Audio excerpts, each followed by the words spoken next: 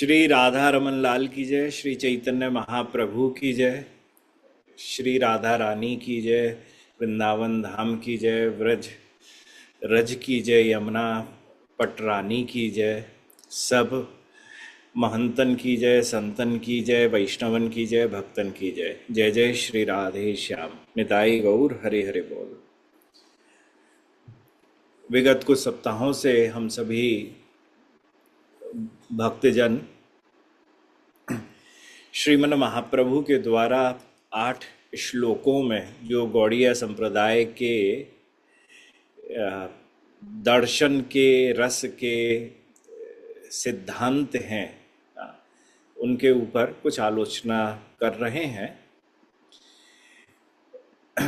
पिछले कुछ समय से 4 श्लोक हो चुके हैं और 5वें श्लोक की चर्चा जो है वह पिछले सत्र में हम सब ने करी। उसी पंचम श्लोक जो है उसी को आज पुनः फिर से एक बार बताने का प्रयास आप सबको करा जाएगा और उसे समझने का भी प्रयास करा जाएगा, क्योंकि यह परम आवश्यक श्लोक है। श्रीमन महाप्रभु स्वयं तो साक्षात भगवान हैं, परंतु वह भगवत स्वरूप होते हुए भी साधक रूप में शिक्षा के इस पंचम श्लोक को बोल रहे हैं एवं उसे बताते हुए साधक का कैसा भाव रहना चाहिए उसको भी बता रहे हैं। पंचम श्लोक आप सबको मैंने स्क्रीन के माध्यम से क्या मैसेज के माध्यम से स्क्रीन पर आप सबको प्रेषित करा हुआ है। जो पंचम श्लोक है वह है अयि नंद तनुज किंकरम पतितम माम विषमे भवाम बुधौ कृपया तव पाद पंकज स्थित धूलि सदृशम विचिंतया। ये हे नंद नंदन, मैं तुम्हारा सेवक हूँ, मैं आपका किंकर हूँ, परंतु यह सेवक इस भयंकर संसार सागर में गिर पड़ा है। पतितम माम विषमे भवाम बुधौ, अतः कृपा करके मुझे अपने चरण कमल की धूलि के समान आप मानो। कृपया तव पाद पंकज स्थित धूलि सदृशम विचिंतया। ये जो श्रीमन महाप्रभु ने इस श्लोक के माध्यम से जीव की दशा का वर्णन करा। जीव क्या है कि शास्त्र के अनुसार, चाहे वह भगवद गीता हो, श्रीमद् भागवतम हो, या कहिए कि चैतन्य चरितामृत हो, इन तीनों में शास्त्र का ये कहना है कि जो जीव है वह भगवान श्री कृष्ण का नित्य दास है। ममैवांशो जीव लोके जीव भूत सनातनः। यह जीव जो है यह पूर्ण रूप से भगवान श्री कृष्ण का ही अंश है, उसी का ही दास है। परंतु कृष्ण नित्य दास जीव तहाँ भूली गेल, एई दोषे माया तार गलाय बांधिल। चैतन्य चरितामृत कहता है कि कृष्ण का यह नित्य दास है, यह सही बात है, परंतु वह जीव भूल गया है। जीव जो है वह अपनी क्या अंग्रेजी में कहते हो, रियल आइडेंटिटी, कि जीव कौन है, तो जीव इस बात को भूल चुका है कि वह क्या है। क्यों भूला है? एई दोषे माया तार गलाय बांधिल। वह माया में आ जाने के बाद अपने शरीर के संबंधों को ही मुख्य मानता हुआ, अपने ही शरीर के कारण वह जिस जाति में, जिस लिंग में, जिस समाज में उसका जन्म हुआ, उस आधार पे वह अपने आप को मानने लगता है। परंतु उसका जो सत्य में संबंध है, जो प्रमाणित रूप से शास्त्र जिसकी व्याख्या करते हैं और कहते हैं कि यह जो संबंध है, यह बड़ा मुख्य संबंध है कि यह भगवान श्री कृष्ण का नित्य दास है। परंतु इस माया में आ जाने के बाद वह ऐसे संबंध को भूल गया। अच्छा, अब ये बड़ा एक अच्छा प्रश्न यहाँ पर हो सकता है कि भूल गया तो हमने पढ़ा, पढ़ के क्या वह मान पा रहा है कि वह हो गया? कि उससे कहा गया देखो आप माया में आए और माया में आ जाने के बाद अब आपका यह जो आप देह का जो आप संबंध के आधार पे आप बताते हो कि आप ये हो आप वो हो, तो क्या इसी को सत्य रूप में वह स्वीकार कर लेगा? वह स्वीकार नहीं कर पाता है। यह जीव का एक दोष है। जीव जो है वह आ, कई बार, जैसे अब क्या है, हम कई बार ऐसी चर्चा करते हैं, तो चर्चा करते हुए कभी ऐसी बात आती है और उसमें कहा जाता है कि जीव के जिन जिन पूर्वजों के नाम उसको मालूम हो, जीव के कोई दादा हैं, परदादा हैं, सरदादा हैं, उनके ऊपर जो भी 7 पीढ़ी के कोई भी अगर उनको कोई मालूम हो नाम, 5 पीढ़ी के, 4 पीढ़ी के, 3 पीढ़ी के कोई नाम मालूम हो पूर्वजों के, और वह पूर्वज कहीं से आ जाए, भगवत कृपा से वह सामने प्रकट हो जाए और कहे कि मैं तुम्हारा दादा हूँ, मैं तुम्हारा परदादा हूँ, जीव एक बार को मान लेगा। क्यों? क्योंकि पास का संबंध है। अब मैं कहूं कि जीव के सामने कोई 10 पीढ़ी पहले के पूर्वज आ जाए, 15 पीढ़ी पूर्व के कोई पूर्वज आ जाए, और पूर्वज आ जाने के बाद कहें कि ऐसा है कि तुम हमारे परंपरा में, कुल परंपरा में, वंश परंपरा में तुम 10 पीढ़ी के बाद हुए हो, हम तुम्हारे बहुत पहले के पूर्वज हैं, हमारी बात मानो, तो उसे एक बार संदेह ज्ञात होगा और उसे ऐसा लगेगा मान ली 10 पीढ़ी पहले हुए भी हैं कि नहीं हुए हैं, क्या मालूम मैं इनको मानूं भी कि नहीं मानूं। तो ठीक उसी प्रकार से यहाँ तो जो नित्य का संबंध है भगवान के संग, वह तो 84 लाख योनियों में भटकता हुआ व्यक्ति, जिसकी चर्चा हम पूर्व में करके आ चुके हैं। शास्त्र कहता है कि 84 लाख योनियों में घूमता हुआ वह व्यक्ति जब 83 लाख, 83.5 लाख योनियों में घूम लेता है, तब जाके आखिरी के 4000 योनियों में ही उसका मनुष्य के रूप में जन्म होता है। तो मनुष्य के रूप में जब उसका जन्म हुआ तो उसका संबंध तो नित्य कृष्णदास का है, परंतु इतने करोड़ों वर्षों से, लाखों वर्षों से वह इन इतनी सारी योनियों के अंदर घूमा है, इतनी योनियों के अंदर उसने भ्रमण किया। तो भ्रमण करने के पश्चात जब उससे इस बात को कहा गया कि आप कृष्ण के नित्य दास हैं, पर इतने वर्षों तक उसने सिर्फ अपने देह का ही चिंतन करा, अविद्या में फंसा हुआ था, कि जब उससे कहा गया प्रथम बार कि आप कृष्ण के नित्य दास हैं, तो वह मान नहीं पाता है। तो जब वह मान नहीं पाया तो यह माया का दोष जो है वह मायाबद्ध जीव के अंदर लगा हुआ है।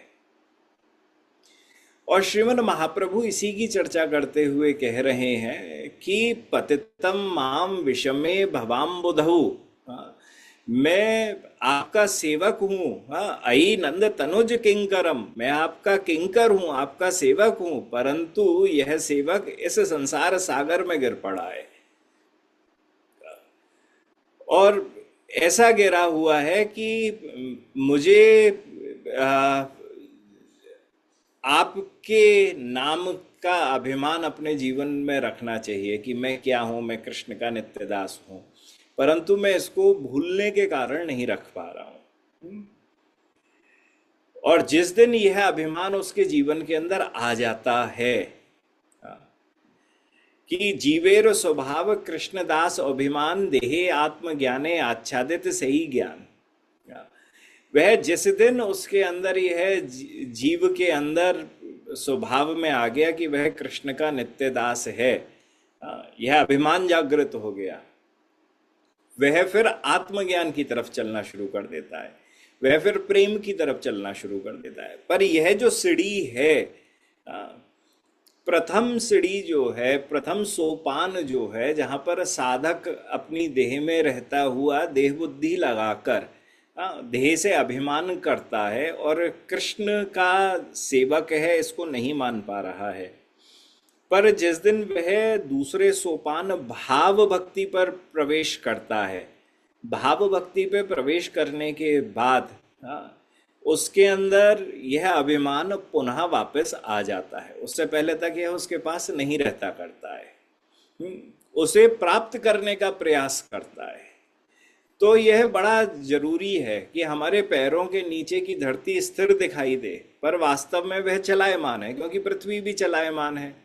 ठीक उसी प्रकार से इस संसार के अंदर व्यक्ति जो है वह, यहाँ तो सागर को बोला गया है, यह भव सागर है, या श्रीमन महाप्रभु जैसे कह रहे पतितम पतितम माम विषमे भवाम्बुदहु, मैं इस भयानक भव सागर में गिर चुका हूँ। यह स्थिति बिल्कुल ऐसी निराशाजनक है कि मैं स्वयं के प्रयास से अपना उद्धार नहीं कर सकता हूँ, क्योंकि बहुत बड़ा सागर, उस सागर के अंदर कैसे भी करके अपने आप को निकाला ही नहीं जा सकता, आसपास कोई टापू ही नहीं है।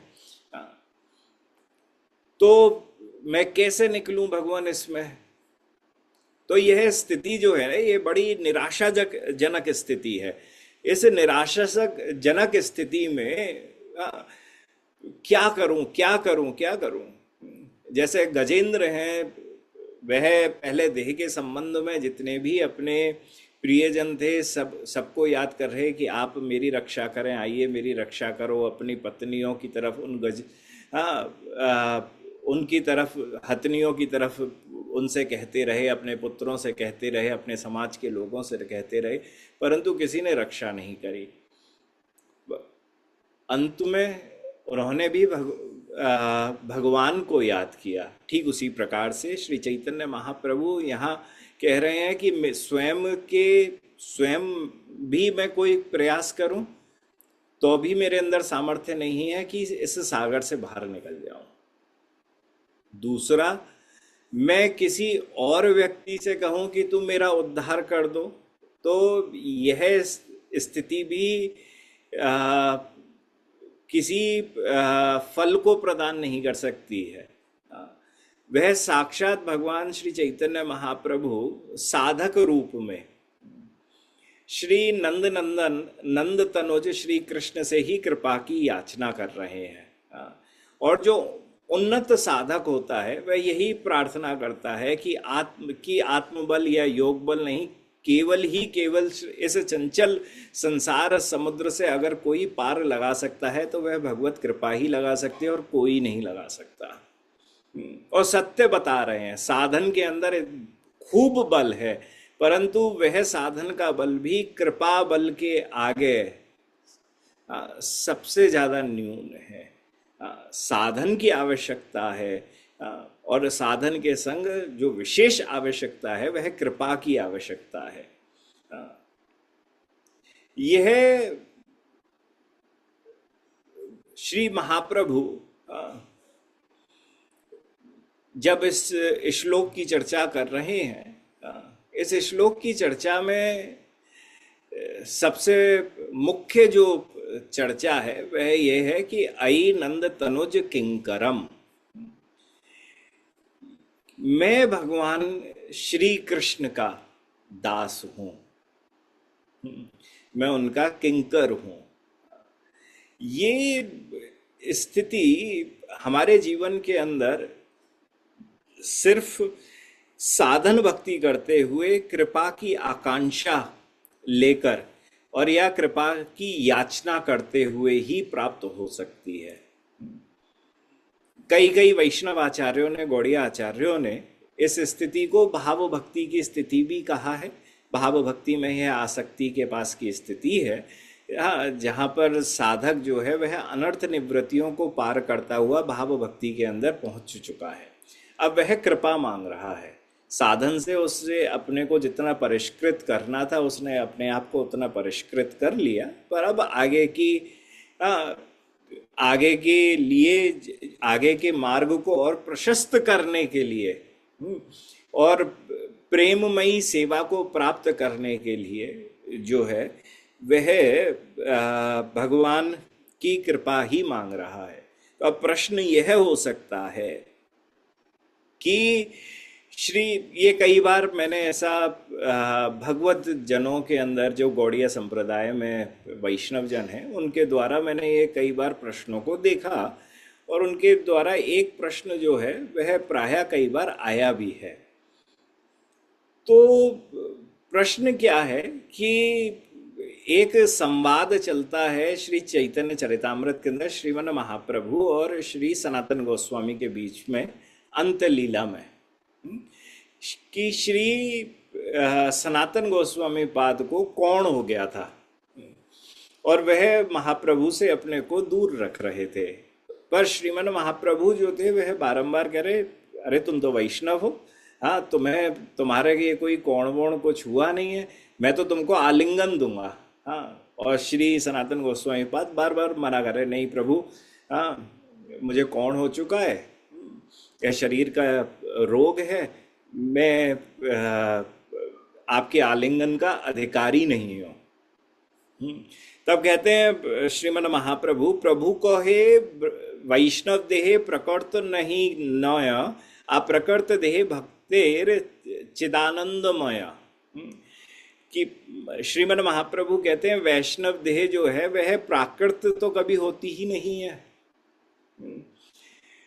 और यह भक्त की जो देह है वह अब प्राकृत है और चिदानंद में है। तो अब एक प्रश्न उठता है, जब श्रीमन महाप्रभु कह रहे हैं कि जो भक्त है उसकी देह चिदानंद में है, पहली बात, और दूसरी कह रहे हैं प्राकृत नहीं है। पर हम तो देखते हैं कि हमारी देह सबकी सब प्राकृत हैं, क्योंकि बहुत सारे लोगों को यहाँ पर कई बार ऐसा होता है कि हमारे शास्त्रों के अंदर सब तरीके की बात करी जाती हैं, जब कॉन्टेक्स्ट किसी का सही नहीं होता है तो कोई सा भी श्लोक कहीं पर भी डालकर हेंस इट इज प्रूव्ड कर दिया जाता है कि देखो महाप्रभु ने तो कहा है वैष्णव जो है ना वह तो चिदानंद देह होता है, वह अप्राकृत है। अब बात सही है, महाप्रभु ने कहा है, पर किस कॉन्टेक्स्ट में कहा है। सो प्रश्न ये है कि हम चिदानंद तो नहीं है, परंतु महाप्रभु यूँ कह रहे हैं भक्त जो होता है वह चिदानंद में होता है। सो इसको समझने का प्रयास पहले करिए कि सनातन गोस्वामी पाद जो हैं वह नित्य भगवत पार्षद थे, या पार्षद हैं कहूँगा, थे तो गलत शब्द होगा। और श्रीमन महाप्रभु भी इसी बात को कह रहे हैं। गौड़ीय शास्त्रों के आधार पर जो नित्य सिद्ध भगवत पार्षद में तत्व के हिसाब से दो श्रेणियां हमेशा कही गई हैं। एक तो नित्य युक्त जीव होता है जो अनादि काल से भगवत पार्षद है, ये जीव तत्व है, भगवान की जीव शक्ति का अंश है। श्री सनातन गोस्वामी इस श्रेणी के अंतर्भुक्त नहीं है, वह जीव तत्व नहीं है। दूसरी श्रेणी जो है वह भगवान की चित्त शक्ति के विलास, जैसे ललिता सखी, विशाखा सखी, चंपकलता सखी, चित्रलेखा, रूप मंजरी, गुण मंजरी, रति मंजरी, ये सब की सब कौन है? ये सब आनंद चिन्मय रस प्रतिभावित हैं, हाँ, ये आह्लादनी शक्ति के विलास हैं। इन सब का प्राकट्य जो उस नित्यधाम वृंदावन में हुआ है, जितनी भी सखियां आदि हैं, वह सब के सब आन या ब्रजवासी जो हैं, नित्य धाम के जो ब्रजवासी गण हैं, वह सब के सब आह्लादनी शक्ति के अंश हैं, वह जीव शक्ति के अंश नहीं है। सो व्रज व्रज में रति मंजरी स्वरूप श्री सनातन भी इसी श्रेणी के अंतर्गत आते हैं। वह तत्वतः जो है वह जीव शक्ति नहीं है, अपितु आह्लादनी शक्ति के अंश है। परंतु श्री सनातन गोस्वामी स्वयं को मायाबद्ध जीव मान रहे हैं। वे अपनी देह को पांच भौतिक देह सोच रहे हैं। इसलिए महाप्रभु श्री सनातन गोस्वामी पाद से कह रहे हैं, सनातन जीव तत्व नहीं है। सनातन की यह जो देह है यह पांच भौतिक नहीं है। यदि एक बार को मान लो कि सनातन गोस्वामी पाद जो है वह जीव तत्व हैं, ये मान लो, यह तर्क भी दो कि नहीं वह जीव तत्व हैं, फिर भी उनकी देह प्राकृत नहीं हो सकती है। कारण सनातन गोस्वामी वैष्णव हैं और वैष्णव की देह जो है वह अप्राकृत और चिदानंदमय है। अतः मैं इस देह, महाप्रभु कह रहे हैं, अतः मैं इस देह की उपेक्षा नहीं कर सकता हूं। अब वैष्णव के बड़े सारे अर्थ आ जाते हैं शास्त्रों के अंदर। अब चैतन्य चरितामृत के अंदर भी इस बात की चर्चा है कि जिसके मुख से एक बार कृष्ण नाम निकल जाता है वही वैष्णव होता है। कई जगह पर शास्त्रों के अंदर हरिभक्त विलास आदि के अंदर चर्चाएं प्राप्त होती हैं, जो विष्णु मंत्र से दीक्षित है वही वैष्णव हैं, या जो श्री कृष्ण की सेवा पूजा परायण हैं और एकादशी व्रत करते हैं वही वैष्णव हैं। किंतु यहाँ किस प्रकार के देह को प्राकृत नहीं कहा गया है, इसको समझने की बड़ी आवश्यकता है। कौन सा देह ऐसा है जो चिदानंद में है, अप्राकृत है, इसको समझने की आवश्यकता है। क्योंकि अब वैष्णव का नाम तो ले लिया हमने, श्रीमन महाप्रभु भी वैष्णव का नाम ले रहे हैं और वैष्णव का नाम लेते हुए बड़ी प्यारी चर्चा करते हुए कह रहे हैं कि वैष्णव जो है वह चिदानंद में होता है। पर कौन सा वाला वैष्णव? तो अब कोई भी व्यक्ति कोई सा भी वैष्णव की परिभाषा को वहां पे लगा दे और कह दे कि जो कृष्ण का एक बार नाम ले ले वही वैष्णव, वही चिदानंद में। तो ये कॉन्टेक्स्ट अगर ये मान लिया जाए, अगर इसको ऐसे मान लिया जाए तो बात गलत हो जाएगी, क्योंकि सिद्धांत की बात सिद्धांत से समझने की आवश्यकता है। जो श्री कृष्ण की सेवा पूजा आदि परायण हो, जो एकादशी करता हो, क्या वही वैष्णव? हाँ, कौन सा वैष्णव जो चिदानंद में है? यह प्रश्न हर जीव के हृदय में उठना चाहिए। और इसी का उत्तर श्री चैतन्य महाप्रभु देते हुए कहते हैं, दीक्षा काले भक्त कोरे आत्मसमर्पण, सेई काले कृष्ण तारे कोरे आत्मसोम। दीक्षा काले मतलब दीक्षा के समय, भक्त कोरे आत्मसमर्पण, वह दीक्षा के समय श्री गुरुदेव से इष्ट मंत्र लेने के लिए वह भक्त जो है वह आत्मसमर्पण करता है, अपना सब कुछ श्री कृष्ण के चरणों में सम्यक रूप से अर्पण करता है। सेई काले कृष्ण तारे कोरे आत्मसोम, उस समय पर भगवान श्री कृष्ण जो हैं वह उसको आत्मसात कर लेते हैं, अपना लेते हैं। ये हम कई बार सुनते भी हैं, और ये चैतन्य चरितामृत की बड़ी प्रसिद्ध प्यार भी है। पर कैसा आत्मसमर्पण? क्योंकि आत्मसमर्पण भी तो आत्मसमर्पण की तरह से होना चाहिए ना। हम्म, हम गए और जाके हमने कहा कि हे गुरुदेव आप हमको दीक्षा दे दीजिए। गुरुदेव ने लिया, आपको दीक्षित कर दिया। और गुरुदेव ने संग में ये कहा कि ऐसा है भैया, आज से तुम श्री कृष्ण के नित्य दास हो। हाँ, पर हम अभी तक नहीं मान पा रहे हम कृष्ण के दास हैं। सो कहीं ना कुछ तो परेशानी है। भगवान श्री कृष्ण ने भी अपना लिया, गुरुवर ने भी कह दिया कि आप श्री कृष्ण के बन चुके हो। दीक्षा भी ग्रहण कर ली। आ, परंतु ना अभी तक कृष्ण के बन पाए, ना अभी तक ऐसा महसूस हुआ कि कृष्ण ने हमें आत्मसम कर लिया। ना हमको अभी तक ऐसा कहीं कोई भान हुआ कि हमारी जो देह है वह अब प्राकृत हो चुकी है और चिदानंद में हो चुकी है।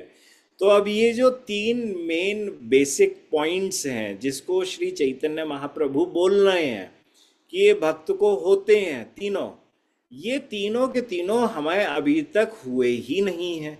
तो इसका या तो एक अर्थ ये है कि शास्त्र गलत है, पर शास्त्र गलत हो नहीं सकता है। क्योंकि दीक्षा के समय पर ही भगवान श्री कृष्ण ने आत्मसत कर लिया, परंतु हमें अभी भी महसूस नहीं हो रहा है उन्होंने आत्मसत करा। या तो शास्त्र गलत हो सकता है। अगर शास्त्र गलत नहीं है तो इसका अर्थ है कि हमारी समझ अभी तक वह नहीं बैठ पाई है कि इस श्लोक का सही में अर्थ क्या होता है। आत्मसत का अर्थ क्या है यहाँ पर? कैसे आत्मसम करा? कैसे, क्या होता है आत्मसमर्पण? जो दीक्षा काल में हर वैष्णव जो दीक्षा का इच्छुक हो, जो अपने गुरु चरणारविंद के पास गया हो, वह क्या ऐसा करे कि वह अपने को पूर्ण रूप से आत्मसमर्पित कर दे और भगवान श्री कृष्ण उसको अपना लें। श्री चैतन्य चरितामृत इसका उत्तर भी स्वयं दे रही है। अंतलीला में उत्तर में उन्होंने, श्री चैतन्य महाप्रभु ने श्रीमद् भागवत का एक बड़ा प्यारा श्लोक यहाँ उद्धृत करा। 11वें स्कंद के 29वें अध्याय का 34वां श्लोक है। मर्त्यो यदा त्यक्त समस्त कर्मा निवेदित आत्मा विचिकीर्षितो में तदा मृतत्वं प्रतिपद्यमानो मयात्म भूयाय च कल्पते वै। जब कोई नश्वर जीव समस्त कर्मों को त्याग देता है, वर्णाश्रम धर्म की समस्त इच्छाओं को छोड़ देता है, मैं मेरा का त्याग कर कर गुरु के चरणों में अपने आप को अर्पित कर देता है, या गुरु रूप में मुझको ही अपने आप को अर्पित कर देता है, और यह दृढ़ निश्चय करता है कि इस जन्म और अगले जन्म में जो कुछ भी मेरा है वह प्रभु के चरणों में अर्पित है, तब मैं उसे विशेष बनाने की इच्छा करता हूँ।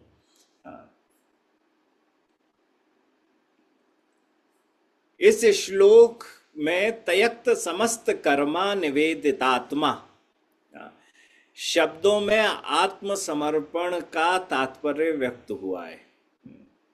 त्यक्त समस्त कर्मा शब्द की टीका में श्री विश्वनाथ चक्रवर्ती पाद ने लिखा, गुरु उपदेश काले त्यक्त समस्त वर्णाश्रम धर्म कामना।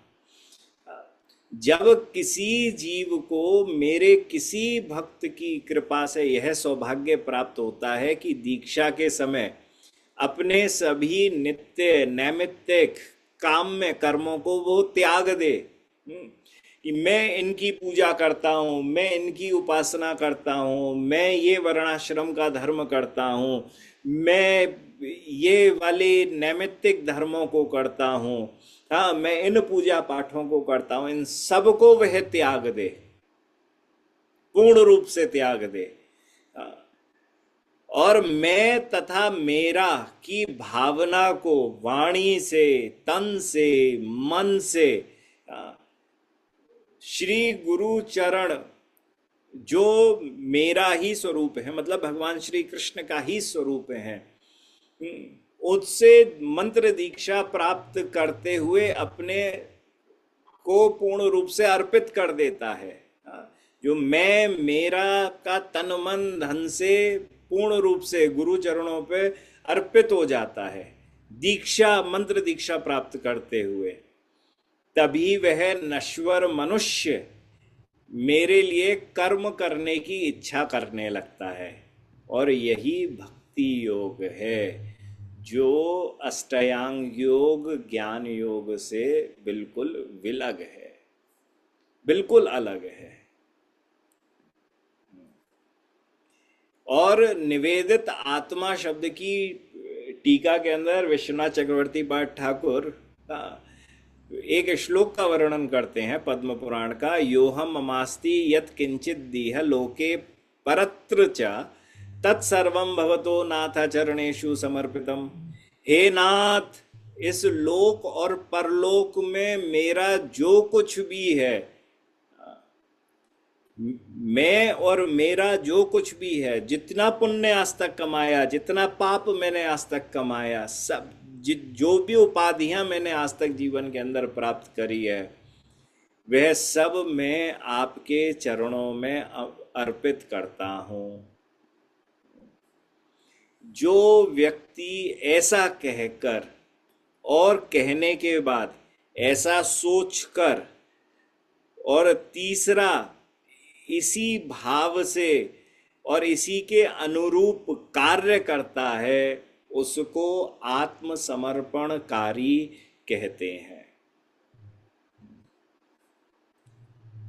तो तत्सर्वम भवतो नाथ चरणेषु समर्पितम। मैं, हे नाथ, मैं आपके चरणों में अपने आप को, मैं और मेरा सब कुछ मैं समर्पित कर रहा हूं। अब इस नाथ शब्द की व्याख्या करते हुए श्री विश्वनाथ चक्रवर्ती पाठ ठाकुर कहते हैं कि आत्मसमर्पणकारी व्यक्ति श्री कृष्ण को हर प्रकार से अपना एकमात्र जो स्वामी मानते हैं, और कोई स्वामी नहीं है इस जीवन के। एकमात्र अगर कोई स्वामी है तो वह मेरे नाथ, मेरे राधा रमन है, इसके अलावा और कोई नहीं है। यह जो बिल्कुल कोई मान ले, आत्मसमर्पणकारी भक्त जो है। और आत्मसमर्पणकारी की देह, इंद्रियां आदि सब भक्ति केवल मिथ्या नहीं है, परंतु वास्तविक है। श्री विश्वनाथ चक्रवर्ती बात कहते हैं, वे अविद्या की उत्पत्ति नहीं है, कि मेरे लिए जो कार्य करते हैं वह गुणों से परे होते हैं। इस प्रकार भक्त मृत्यु से रहित कर दिया जाता है और मेरे सानिध्य में आया हुआ मेरा किंकर, मेरा सेवक होने का अधिकारी हो जाता है। तो प्रथम चीज, दीक्षा प्राप्त करने के लिए गए, पर श्रीमन महाप्रभु कह रहे हैं कि जो अपने आप का आत्मसमर्पण पूर्ण रूप से कर देता है, उसको भगवान श्री कृष्ण आत्मसम कर लेते हैं। एक सरल सी युक्ति है, पर यह सरल सी युक्ति सबसे कठिन युक्ति भी है, क्योंकि भक्त जो होता है या जो प्रथम बार दीक्षा लेने के प्रयास कर रहा है, दीक्षा लेने के लिए आया है, वह मैं और मेरा के जाल में हमेशा फंसा हुआ रहता है। जो मैं और मेरा के भाव में फंसा हुआ है, वह सही काले कृष्ण तारे कोरे आत्मस्वम कहाँ से भैया वह चिन्मय है ऐसा समझ लेगा, गुणातीत है ऐसा कैसे समझ लेगा?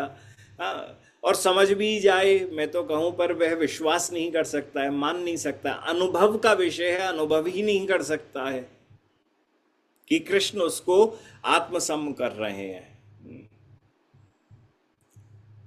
तो आत्मसम करने का अर्थ भी यहाँ यह नहीं है कि वह चिन्मय हो जाता है। तो अब कई बार अद्वैत तत्व की जब यहाँ चर्चा आती है तो बहुत सारे कहते हैं कि वह भगवत में हो गया, ब्रह्म बन गया।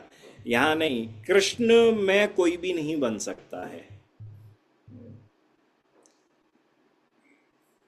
असल में कोई कृष्ण तुल्य है भी नहीं, कोई भी देवता कृष्ण तुल्य है ही नहीं।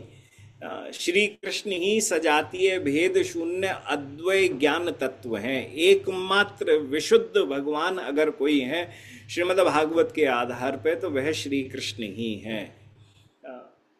सो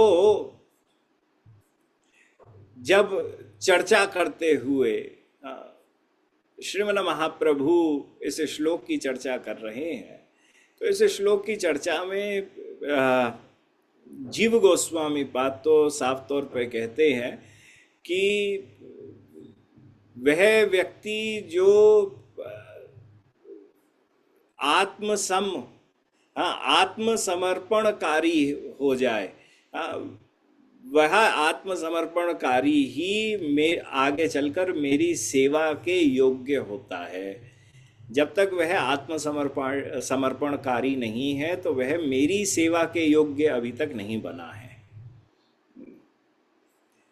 अर्थात श्री कृष्ण की सेवा के लिए हमको चिन्मय तत्व प्राप्त, चिदानंद बनने की आवश्यकता है। भाई ये प्रश्नों से हम चिदानंद बन गए तो हमको क्या होगा? जैसे भगवान श्रीमन महाप्रभु कह रहे हैं कि आत्मसम कर लेंगे, चिदानंद बन जाए, जीव जो होता है वह चिदानंद होता है। तो चिदानंद बनने का अर्थ क्या है यहाँ पर? तो श्री जीव गोस्वामी पाद कहते हैं कि श्री कृष्ण की सेवा के लिए चिन्मय तत्व प्राप्त करना ही जिसका प्रयोजन है। क्योंकि श्लोक के विचिकीर्षितः में की टीका में चक्रवर्ती पाद ने लिखा है कि मैं उसे एक मतलब यह इच्छा अर्थ में है कि अर्थात मैं उसे एक ही क्षण में निर्गुण नहीं बना देता। मतलब जिस दिन उसकी इच्छा होती है कि मैं भगवान को समर्पित हो जाऊं, आत्मसमर्पण कर दूं, तो आत्मसमर्पण करने की प्रक्रिया क्या है? ऐसा तो नहीं है कि जैसे ही आत्मसमर्पण अपने आप को करा और करते ही मैं प्रेम को प्राप्त कर जाऊंगा, आखिरी भक्ति योग के आखिरी सोपान की प्राप्ति कर लूंगा। ऐसा तो नहीं है। अगर ऐसा होता तो कोई भी व्यक्ति कभी भी अपने आप को आत्मसमर्पित करता और वो 1 सेकंड के अंदर प्रेमी बन जाता, पर प्रेमी इतनी जल्दी तो नहीं बना जाता है। जब चर्चा चल रही है और चर्चा करते दीक्षा काले भक्त करे आत्मसमर्पण, सही काले कृष्ण तारे करे आत्मसम। हाँ, कि दीक्षा के समय पर जैसे ही उसका श्री भगवान ने उसका आत्मसम करा तो उसका अर्थ क्या है? तो जैसा श्रीमद् भागवतम कह रही है, मृत्यु यदा त्यक्त समस्त कर्मा निवेदित आत्मा विचिकीर्षितो में।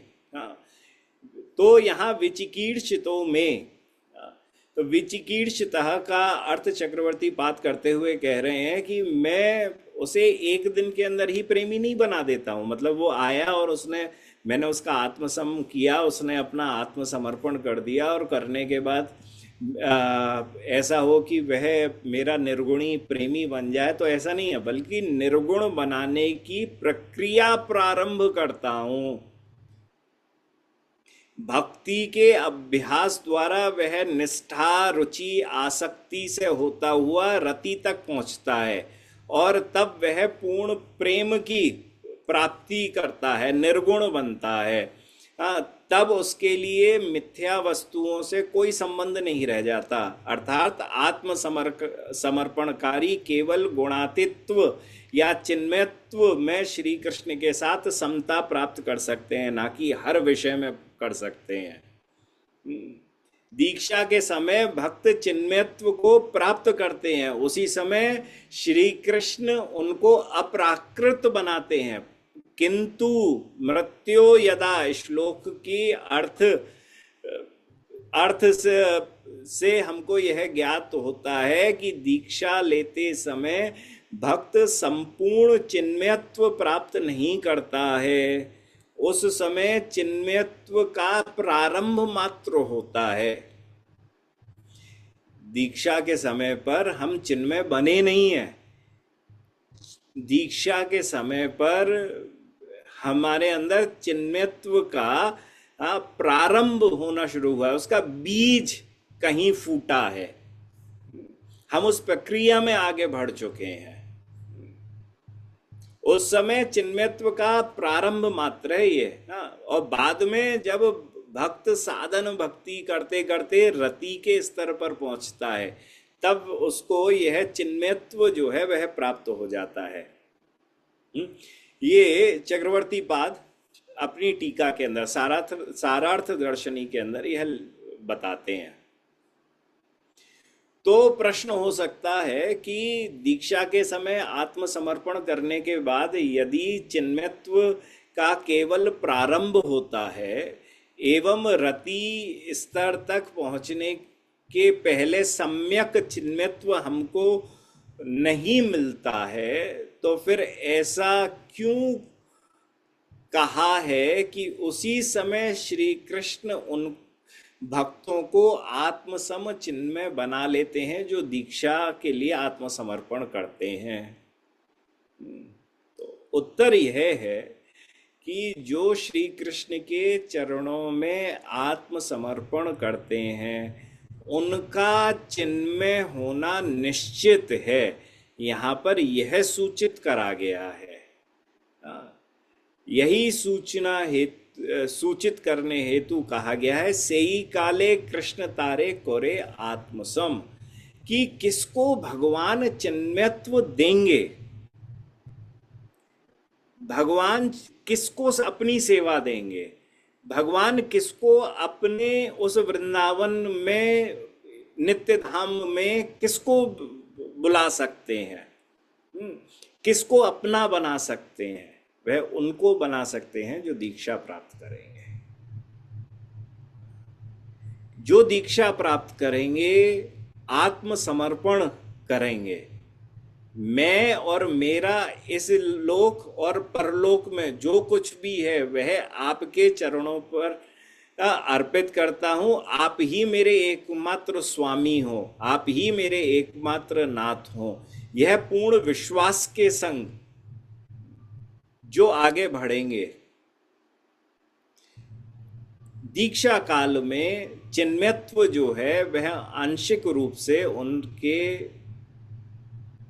पास आप प्रकट हो जाएगा और वह ही अपने साधन बल के द्वारा चलते हुए रति की अवस्था पर जब पहुंचेंगे तो यह चिन्मयत्व जो है यह पूर्ण रूप से उनको प्राप्त हो जाएगा और भगवान जो है उनको नित्य धाम प्रदान कर देंगे।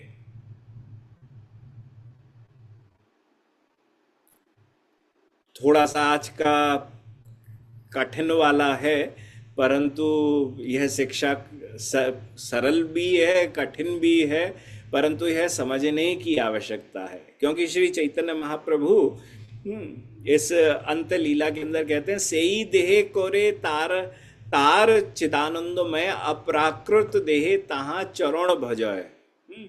श्री कृष्ण अपने चरणों में आत्मसमर्पणकारी भक्त की देह को चिदानंदमय बना देते हैं ताकि वे चिदानंद देह ही श्री कृष्ण का भजन कर सके। अप्रकृत देहे तहाँ चरण भजय।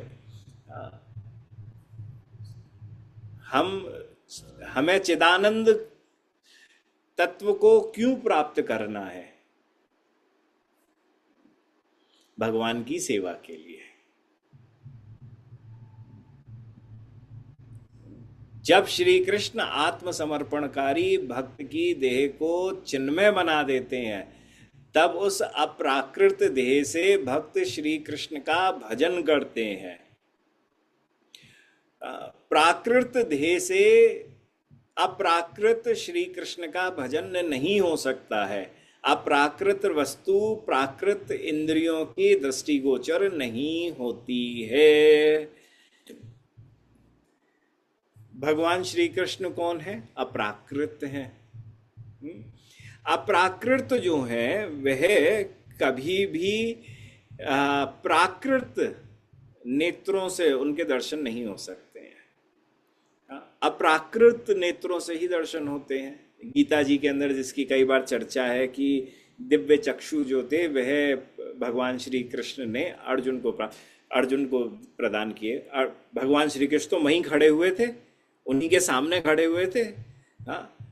खड़े हो जाने के बावजूद भी वह भगवान श्री कृष्ण हैं, स्वयं एकमात्र भगवान है, यह कई बार उन्होंने कह दिया था और वह मानते भी हैं अर्जुन इस बात को। परंतु अप्राकृत कृष्ण के दर्शन करने के लिए दिव्य चक्षु जब प्रदान करे, तो दिव्य चक्षु प्रदान करने के बाद अर्जुन ने भगवान की उस अप्राकृत दर्शनों को करा। दोनों में अंतर नहीं है। वह प्राकृत भी अप्राकृत हैं, परंतु हम प्राकृत ऐसे हैं कि हमको जब तक अप्राकृत इंद्रिय की प्राप्ति ना हो, जब तक हमारा अप्राकृत देह से हम भगवान का भजन ना करें, तो हमको अप्राकृत ठाकुर की प्राप्ति नहीं हो सकती है, ना उनके दर्शन की प्राप्ति हो सकती है। और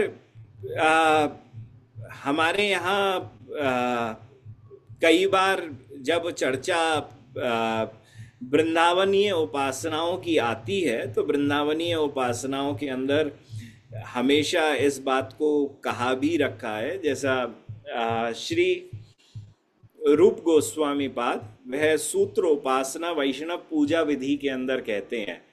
यह सूत्र रूप में वैष्णव को कैसे पूजा करनी चाहिए, कैसे सेवा करनी चाहिए, तो उसका प्रथम सूत्र बताते हैं। तो प्रथम सूत्र कहते हैं, प्रथमतः राधा कृष्ण स्मरणम।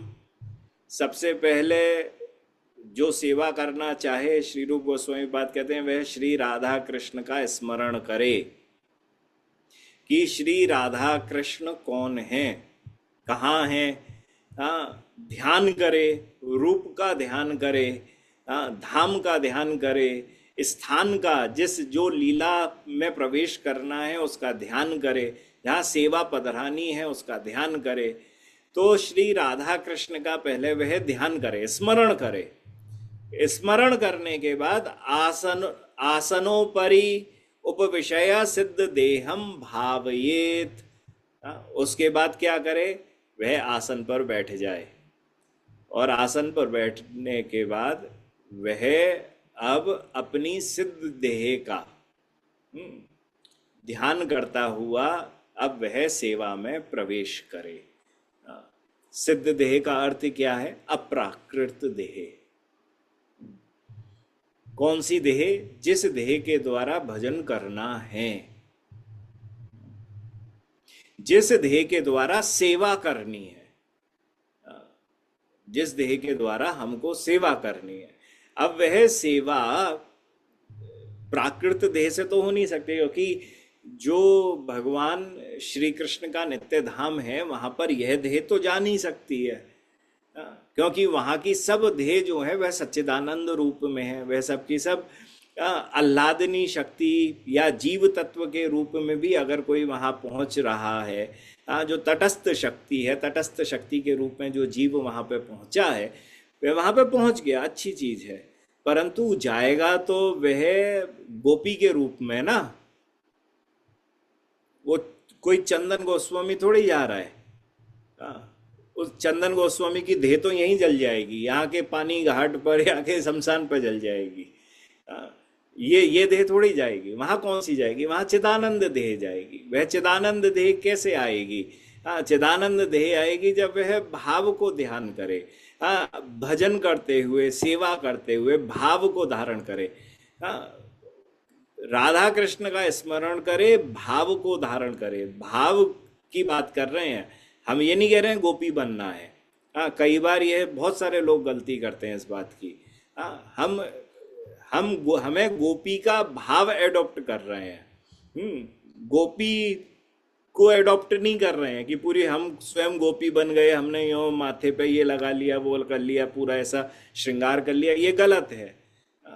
हमारे यहाँ के जितने भजनानंदी महात्मा गण हैं, वह सब के सब महात्मा गण, चाहे किसी भी परिवेश में हो, चाहे किसी भी संप्रदाय के अंदर हो, वे सब के सब अपने अपने गोपी भाव को के द्वारा ही सेवा करते हैं। वृंद श्री गौड़ीय संप्रदाय के अंदर मंजरी भाव की उपासना है। भाव मतलब भाव जहाँ शब्द आ गया, इसका अर्थ ये आ गया, अब मैं चिदानंद मैं बनकर सेवा कर रहा हूं। मैं सेवा नहीं कर रहा हूं, यह देह सेवा नहीं कर रही है, देह के भाव से भी सेवा नहीं हो रही है, अब चिदानंद भाव से सेवा हो रही है। अब अप्राकृत भाव से सेवा हो रही है। अब अप्राकृत की प्राप्ति के लिए सेवा हो रही है।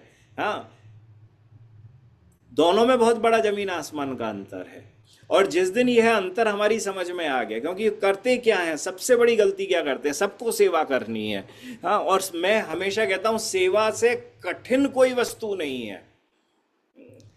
सेवा फैलाना बहुत आसान है। सेवा को आप करने की शुरुआत कर दो, बहुत अच्छा है। हाँ, आपके अंदर बहुत साहस है, ठाकुर की कृपा है, आप करते हुए चल रहे हो।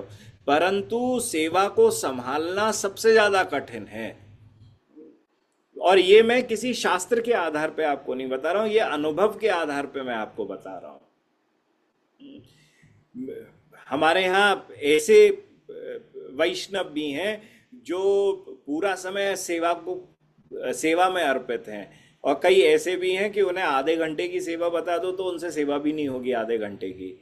उन्हें 15 मिनट की सेवा बता दो, 15 मिनट की सेवा नहीं होगी। और सेवा क्यों परम आवश्यक है? क्योंकि यह आप पूरे समय पर, आप जितनी भी माला कर रहे हो, जितना भी जाप कर रहे हो, जितना भी मंत्र कर रहे हो, जितनी भी वह विधियां आप कर रहे हो, आप स्वयं देह के रूप से कर रहे हो, देह के भाव से कर रहे हो। और देह के भाव से कर रहे हो तो आप प्राकृत देह में रहते हुए, प्राकृत भाव को धारण करके, हाँ, आप प्राकृत भजन को करने में लगे हुए हो। और यहाँ श्रीमन महाप्रभु ने कहा कि जिस दिन अगर व्यक्ति ने, भक्त ने आत्मसमर्पण कर दिया तो वह तो भगवान का बन गया ना। जब वह भगवान का बन गया तो दास दासी बन गया, अनुराग अनुरागी बन गया, अनुरागनी बन गया। तो उस समय पर अब वह प्राकृत भजन को तो उसे करना ही नहीं है। परंतु वह माला कर रहा है तो सोच रहा है कि किसी का नाम रोशन हो, मैं रोशन इतनी माला कर रहा हूँ, मैं रोशन इतनी माला कर रहा हूँ, मैं ये कर रहा हूँ, मैं रोशन, हाँ, इतनी बार मैंने आज ठाकुर जी का नाम लिया, रोशन ने आज एकादशी का व्रत किया। ये सब क्या कर रहा है? रोशन कर रहा है। तो अभी तक प्राकृत देह कर रही है। पर जहां पर सेवा आई वहां पर क्या है? प्रथम आपको उसी समय पर अप्राकृत भाव को ग्रहण करना है। और अप्राकृत भाव को जैसे ही आपने ग्रहण करा, हाँ, अब आपकी प्राकृत भाव जो है कि मैं ये देह हूं, यह चला जाएगा उसी समय पर। जो जो दीक्षित हैं सेवा विधि में, जो जो दीक्षित हैं उस मंत्र में, इस भाव को जानते हैं। क्यों? क्योंकि उस समय पर मंजरी भाव से ही उपासना होनी है। जितनी सेवा होनी है वह मंजरी भाव से ही होनी है। तो अप्राकृत कृष्ण को प्राकृत इंद्रियों के द्वारा हम प्राप्त नहीं कर सकते हैं। तो उनको प्राप्त करने के लिए अप्राकृत का सहारा लेने की आवश्यकता है। तो वह अप्राकृत भाव है सिद्ध देह, वह अप्राकृत भाव है गोपियों का भाव, वह अप्राकृत भाव है रागात्मिका भाव का अनुसरण करना, मतलब रागानुगा का अनुसरण करना। और तो अब प्रश्न यह हो सकता है कि प्राकृत जीव जो है वह भी तो भक्ति का अनुष्ठान करते हैं, तो क्या वह व्यर्थ जाता है? प्राकृत जीव, हम सब जितने भी जीव हैं, हम तो अपने देह का ही ध्यान करते हैं और देह के संबंध से ही भगवान की सब भजन करते हैं, माला करते हैं, नाम करते हैं, सब कुछ जो भी कर रहे हैं अपने देह के नाम से ही कर रहे हैं। गुरु के द्वारा जो नाम दिया गया है उसका ध्यान करते हुए भी नहीं कर रहे हैं कि मैं कृष्ण का दास, कृष्ण के लिए कृष्ण का नाम कर रहा हूं। यह भाव तो हमेशा रहता ही नहीं है। ये रहता है कि मैं रोशन, भगवान का इतना नाम कर रहा हूं। सो तो क्या यह प्राकृत जीव जो भक्ति अनुष्ठान करते हैं, क्या ये सब व्यर्थ हैं? तो यह व्यर्थ नहीं है। भक्ति अंगों के अनुष्ठान के प्रभाव से साधक की देह श्री कृष्ण कृपा से क्रमशः चिन्मय होने लगती है। तो भक्ति अंगों का अनुष्ठान, मतलब भक्ति कर रहे हो आप, कोई सी भी तरीके की भक्ति कर रहे हो, वह चिन्मयत्व प्राप्त करने का साधन है। जब पर वह साधन पूर्ण तभी होगा जब व्यक्ति दीक्षा प्राप्त करेगा। तो जब साधन परिपक्व हो जाता है तो अनर्थ निवृत्ति हो जाती है और उसको आत्मसमर्पण की योग्यता प्राप्त हो जाती है। तब श्री कृष्ण कृपा से उसकी देह का प्राकृत्व जो है वह नष्ट हो जाता है और अप्राकृत वह उसकी देह बन जाती है। तब जाकर असली भजन आरंभ होता है। जैसे पारस मणि के संस्पर्श से लोहा सोना हो जाता है, ठीक उसी प्रकार भक्ति संसर्ग में भी तद्रूप साधक की जो प्राकृत देह इंद्रिय आदि हैं वह अप्राकृत हो जाती हैं। और इस भाव को समझने के लिए श्री विश्वनाथ चक्रवर्ती पाद ठाकुर ने बहुत बढ़िया एक टीका लिखी है पंचम स्कंद के 12वें अध्याय के 11वें श्लोक के अंदर। आज थोड़ा सा वह विस्तार हो जाएगा, उसमें मैं प्रवेश ज़्यादा नहीं कर पाऊंगा, पर जिनके पास भी समय हो वह सारार्थ दर्शनी 5वें स्कंद के 12वें अध्याय के 11वें श्लोक, उसका जरा थोड़ा स्वाध्याय करें।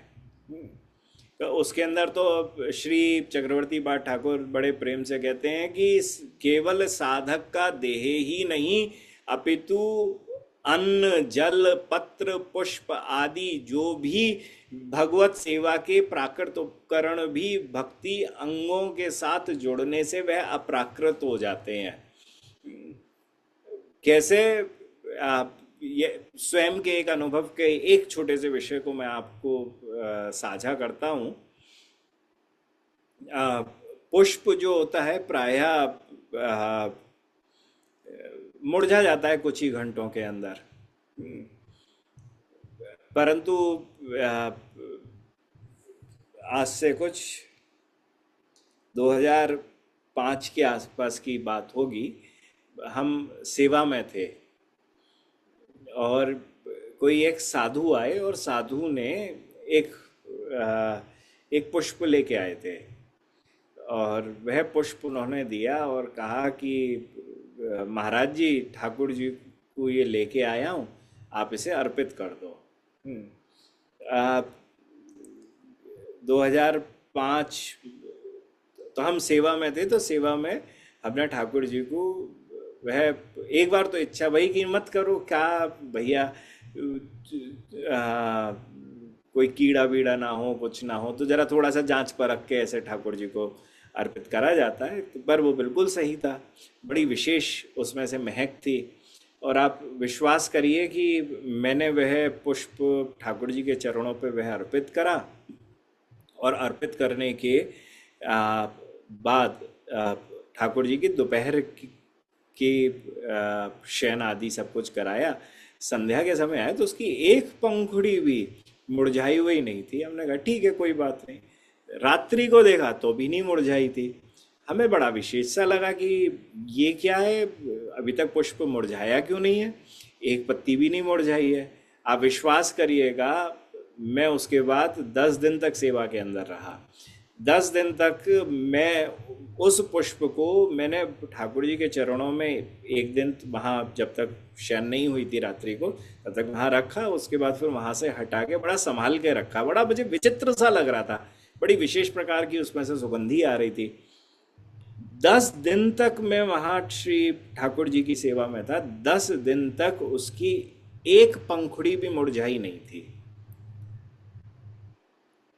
और मैं कौन से पुष्प की बात कर रहा हूँ? हाँ, आ, राय बेल का पुष्प होता है, सफेद रंग का, एक छोटा सा जैस्मिन, हाँ, जिसे कहते करते हो, वह मुरझा जाता है भैया। मैं कह रहा हूँ 10 दिन तक नहीं मुरझाया था, 10 दिन तक नहीं मुरझाया। और 10 दिन के बाद मैं यह विचार कर रहा हूं कि ये पुष्प ऐसा क्या है ऐसे पुष्प में। फिर एकदम भान आया कि जिन महात्मा ने दिया, उन महात्मा के भजन की ही ऐसा बल रहा होगा कि यह उनके बल से, जैसे उन्होंने अपनी भक्ति, अपना हृदय इस पुष्प के अंदर अर्पित करते हुए ठाकुर जी के चरणों में, चरण कमलों में यह अर्पित करवा दिया। और करवाने के बाद वह सजीव होकर वह ठाकुर जी के चरण में लुंठित होता हुआ 10 दिनों तक मुरझा ही नहीं रहा है। 11वें दिन भी वह मुरझाया नहीं, परंतु मंदिर परिष्कृत होना था, हम थे नहीं, जो दूसरे गोस्वामी महाराज थे उन्होंने परिष्कृत करते हुए उस पुष्प को वहां से हटा के यमुना जी के अंदर भिजवा दिया। पर उनको यह मालूम भी नहीं था कि वह पुष्प कौन सा था, क्या था, कि उसके पीछे की क्या कहानी थी। परंतु जैसा श्री विश्वनाथ चक्रवर्ती भट्ट ठाकुर कह रहे हैं कि यह साधक का देह ही नहीं, परंतु अन्न, जल, पत्र, पुष्प आदि भगवत सेवा के प्राकृत उपकरण भी जो भक्ति अंग के साथ जुड़ने से अप्राकृत हो जाते हैं। ये स्वयं का प्रत्यक्ष अनुभव है हमारा। तो ये अनुभव हमें तो जीवन में, सत्य बताएं, ऐसा 2 बार ही हमें स्वयं को प्रत्यक्ष इसका अनुभव रहा है। परंतु यह एक मुख्य अनुभव तो आज से 2005-20 साल आज हो चुके हैं, और यह देखा है। तो जब एक पुष्प हो सकता है, तो प्राकृत देह हमारी, अगर आप प्राकृत रूप से ध्यान करना शुरू कर दे, या प्राकृत होकर भी भगवान के चरणारविंद में पड़ जाए, समर्पित हो जाए, और बस एक ही बार बारंबार बस ठाकुर का नाम जप करते रहे, तो एक दिन जरूर ऐसा आता है कि वह देह जो है अप्राकृत हो ही जाती है। एक दिन जरूर हो जाती है। तब है जीवेर स्वभाव कृष्णदास अभिमान, देहे आत्मज्ञाने आच्छादित सही ज्ञान, सब बिल्कुल आ जाएगा।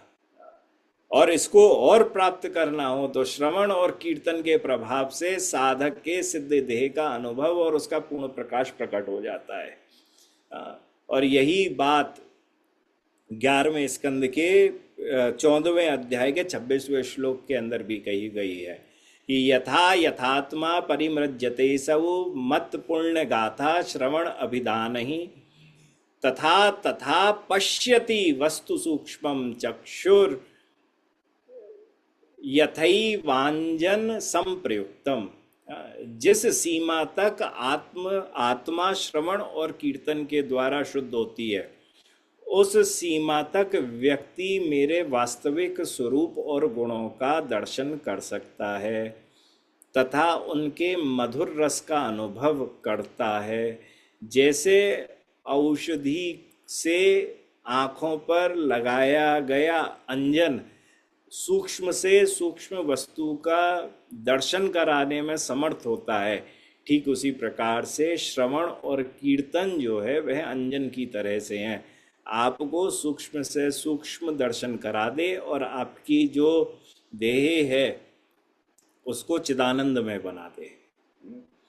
इसकी टीका के अंदर विश्वनाथ चक्रवर्ती पाठ ठाकुर कहते हैं कि सेवा के आरंभ से ही जैसे जैसे आत्मा शुद्ध भक्ति द्वारा शुद्ध होती जाती है, और जैसे जैसे श्रवण कीर्तन और स्मरण में प्रगति होती जाती है, वैसे वैसे साधक मेरे मधुर स्वरूप मतलब श्री कृष्ण के मधुर स्वरूप के विविध स्तरों का अनुभव करना शुरू कर देता है।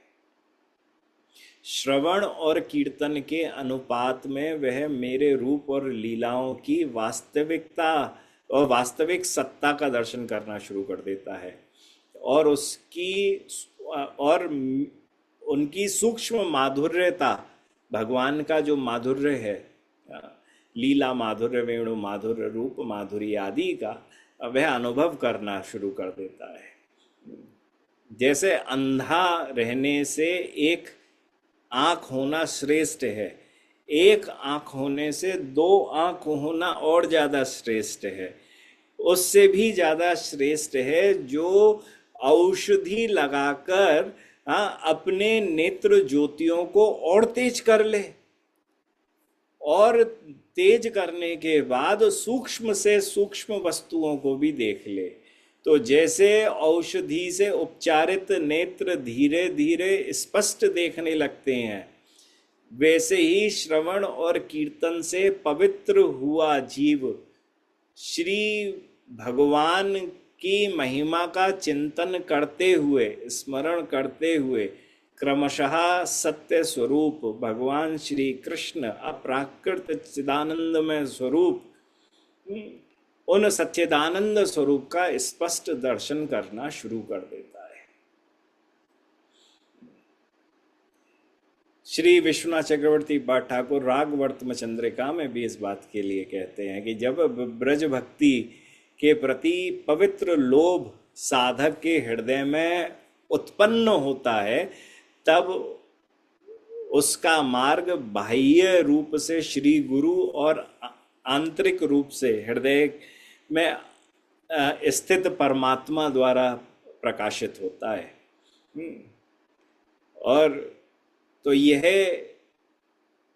सब कुछ तब आता है जब संसार में अहंकार से रहता हुआ व्यक्ति मैं और मेरा का त्याग कर देता है और अपने को पूर्ण रूप से मैं और मेरे से संबंधित जितने भी सब कुछ है, मैं इन सबको भगवान के चरणों में समर्पित करता हूँ, मैं भगवान का हूँ, यह एकमात्र अभिमान ले लेता है आत्मसमर्पण करके। तब श्री कृष्ण के चरणों की धूल के समान स्थान भी सांसारिक उच्च पद, इन संसार के बड़े बड़े ऊंचे ऊंचे पदों से भी ज़्यादा श्रेष्ठ है। तो यहाँ महाप्रभु ने इस 5वें श्लोक में किसी विशिष्ट सेवा भाव की अभिलाषा नहीं करी। कर सकते थे, परंतु आपने अपने आप को नंद नंदन का किंकर बताया, भव सागर में पड़ा हुआ बताया, और भगवान श्री कृष्ण के चरण कमल पर धूली के समान चिपका हुआ बताया। एक धूल का कण जो भगवान के चरणों से चिपका हुआ है, यह बताया। अब यह बताना बहुत बड़ी बात है भैया, क्योंकि भगवान श्री कृष्ण का अद्वितीय चरण कमल जो रस से परिपूरित है, उस रस, वह जो दासों का स्थान है। जैसे बात करो किसी नौकरी के अंदर, तुमको सबसे बड़ी पोस्ट कौन सी है तुम्हारे यहाँ पर, तो नौकरी में कोई बोले कि सबसे बड़ी पोस्ट तो है जी, मुझे जनरल मैनेजर बनना है, डायरेक्टर बनना है, उससे ऊपर क्या है, सीईओ तो मैं हो ही नहीं सकता हूँ, और अगर हो गया तो चलो जी सीईओ मुझको बनना है। यहाँ भक्तों के बीच में सबसे बड़ी पोस्ट कौन सी है?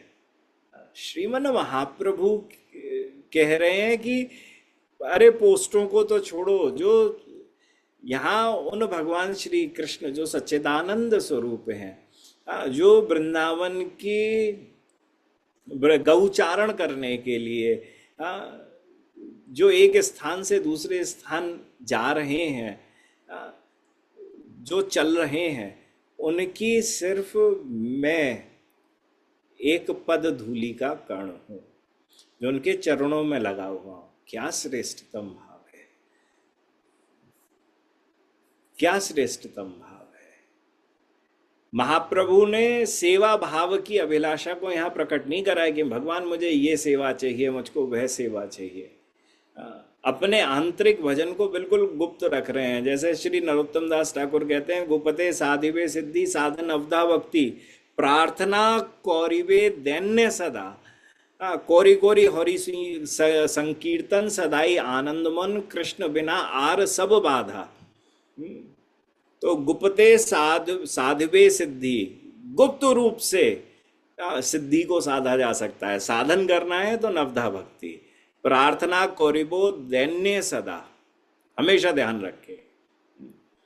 आगे ही इसके बाद ही श्लोक में प्यारों में कहते हैं श्री नरोत्तम दास ठाकुर, आपना भोजन कथा ना कहिबो यथार्थ तथा इहाते होइबो सावधान, ना करियो के रोष ना लहियो के दोष, प्रणमहु भक्तेर चरण।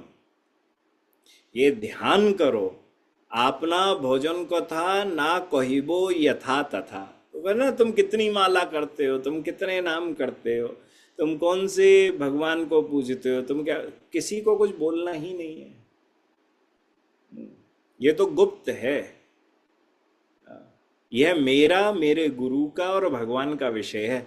चौथा कोई नहीं है जो इसमें आना चाहिए। मैं, मेरे गुरु, शिक्षा गुरु और भगवान, और कोई नहीं जिससे यह बात करी जाए। राख प्रेमा हृदय भरिया, इस प्रेम को हृदय में संजो कर रखो। तब जब प्रेम भीतर रखा जाता है तो वह संकुचित होकर अग्नि की तरह तीव्र होता रहता है और अंततः प्रेम की पूर्णता की ओर बढ़ता है। ये बिल्कुल गुप्त रखना चाहिए। हाँ, मुझे यह सेवा करनी है, यह सेवा, हाँ भगवान चाहिए। सबसे पहले तो भगवान मेरे ऊपर कृपा कर दो, ऐसी कृपा करो कि मैं पूर्ण रूप से आत्मसमर्पित हो जाऊं, ऐसा मुझको सत्संग मिले, ऐसा मेरा नाम हो, ऐसी मेरे अंदर सद्बुद्धि आए, प्रथम। दूसरी, मैं इस भवसागर में फंसा हुआ हूं भगवान, और मैं यहाँ के दैहिक संबंधों, दैहिक आचार विचारों में फंसा हुआ हूं।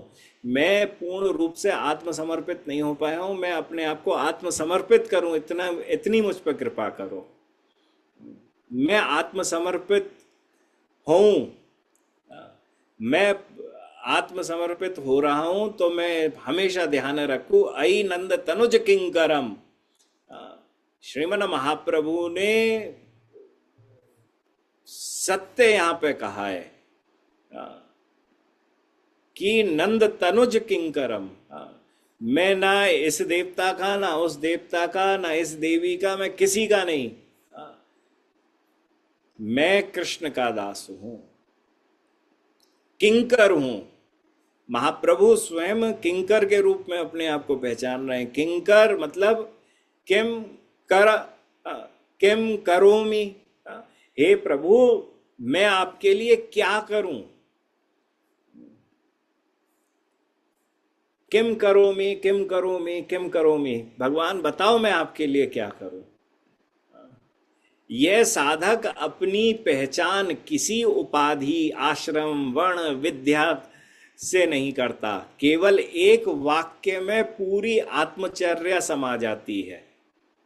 मैं आपका सेवक हूं, वही क्या करूं जो आपने अपने वाक्य में भगवान श्रीमन महाप्रभु कहते हैं। यही शुद्ध रूप से प्रार्थना बनकर हमारे जीवन के अंदर आ जाए और हाथ जोड़ के हम स्वयं खड़े हो जाएं और खड़े होकर बस बारंबार यही कहें, किम करोमि किम करोमि। आप बताइए भगवान, मैं आपका सेवक हूं तो आप स्वामी हैं, आपको ही बताना है कि मुझे क्या करना है। मैं स्वयं अपने जीवन के निर्णय लेने की भूमिका से हट चुका हूं।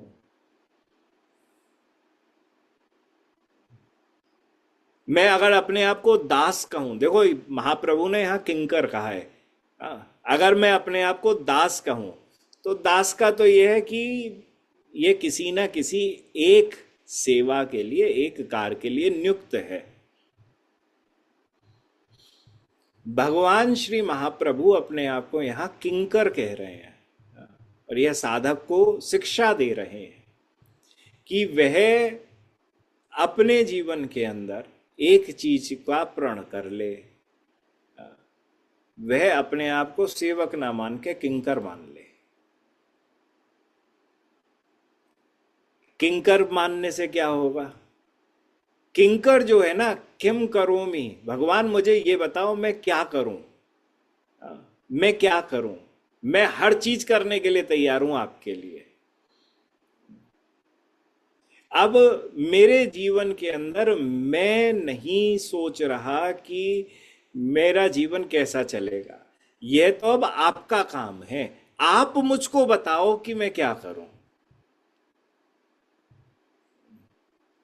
जहां किंकर साधक का आध्यात्मिक स्व परिचय बन जाए, मैं शरीर जाति उपाधि नहीं हूं, मैं तो केवल अपने भगवान और अपने गुरु का किंकर हूं। हाँ, यही एकमात्र प्रश्न है जो साधक को अपने गुरु और भगवान से हमेशा पूछना चाहिए।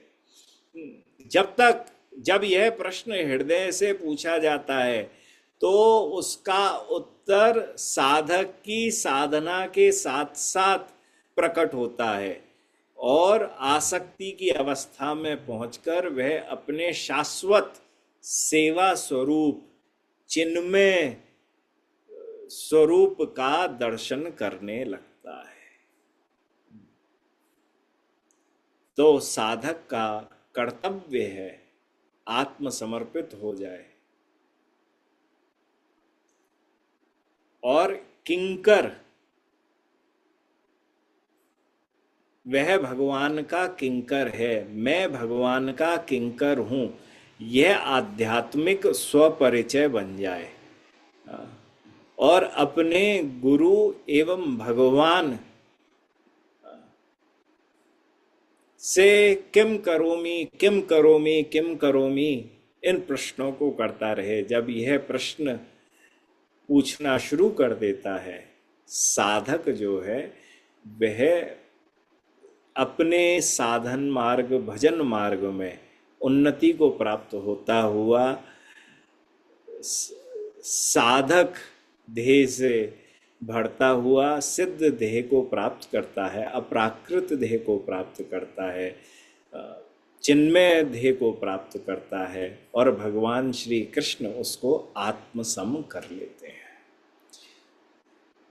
ये सबसे महत्वपूर्ण शिक्षा है कि नाम भी करे तो भगवान का बनकर करे। ऐसा कहा, रोशन किसी का नाम हो तो रोशन कर रहा है ये ध्यान ना हो, कृष्ण का दास कर रहा है, कृष्ण का किंकर कर रहा है, यह भाव धारण करते हुए ही करे। जब वह करना शुरू करेगा तो वह भाव भक्ति के प्रदेश में प्रवेश कर जाएगा और उसे अपने चिन्मय स्वरूप के दर्शन प्राप्त हो जाएंगे। जय जय श्री राधे श्याम, निताई गौर, हरे हरे गौर। भैया आज के प्रश्न जल्दी जल्दी से पूछ लियो, आज ना लंबा लंबा समय ना लगाएंगे। प्रणाम गुरुदेव। गुरुदेव, व्हाट इज सिद्ध देहा? इज इट ओनली एब्स्ट्रैक्ट भाव फॉर सर्विंग कृष्ण और an actual body which is identified by the mind as oneself post diksha by a spiritual master which leads to detachment from the present physics? इतनी अंग्रेजी मत बोल रहे भैया, अरे हिंदी में बोल रहे हैं। अच्छा, तो सिद्ध देह ऐसे हो भैया, दो तरीका के भाव हैं। कुछ मतलब सठ गोस्वामी ने साक्षात रूप से ऐसा कहीं ऐसी इसकी चर्चा पूर्ण रूप से सीधी सीधी नहीं करी है। कुछ टीकाओं के अंदर जरूर इसकी चर्चा है। सिद्ध देह का एक मुख्य ऐसा भाव मैं आपको बोल दे रहा हूँ। दो भाव है कहे गए हैं। एक जो कहा गया है कि एब्स्ट्रैक्ट भाव है, पर वो एब्स्ट्रैक्ट भाव नहीं होता है। क्योंकि हम सब के सब रूप गोस्वामी के अधीन होकर जो मंजरी भाव की उपासना संप्रदाय अंतर्गत संप्रदायभूत है, हम उसके अंतर्गत ही ठाकुर ठाकुरानी को लाड़ लड़ाते हैं। तो भाव एब्स्ट्रैक्ट नहीं है, सेवा एब्स्ट्रैक्ट नहीं है।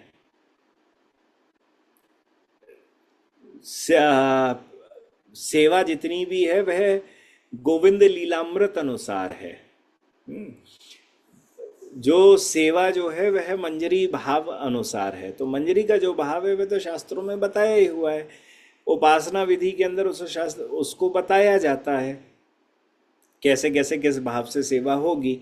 अब जैसे ठाकुर जी हैं, वह स्नान कुंज के अंदर जाते हैं स्नान करने के लिए। ठाकुर जी का स्नान कुंज बनी हुई है। अब लोग क्या है कि वह तो लाओ ठाकुर जी को परात में रखो, उनको अब स्नान करा दो। पर मंजरी का भाव है ठाकुर नहीं, वह तो स्नान कुंज में लेके जाएगी ठाकुर ठाकुरानी को। कौन कैसे स्नान कराएगा, उसकी पूरी एक विधि है।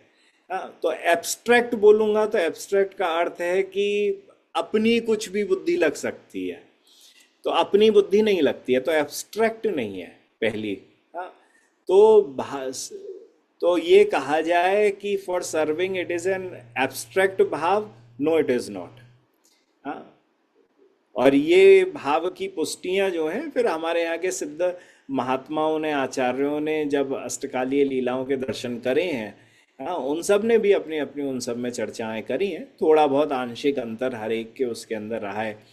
जैसे अभी कीर्तिदा के संग कुछ समय पहले एक चर्चा हो रही थी, अभी थोड़ा सा याद है कि उसने बड़ा अच्छा एक पॉइंट बताया कि गोविंद लीलामृत आदि के अंदर जो है वह सुबह के समय पर जब ठाकुर जी का जागरण होता है तो उस समय पर हमारे यहाँ पर शुक और सारी नाम के पक्षी हैं जो ठाकुर ठाकुरानी को जगाते हैं।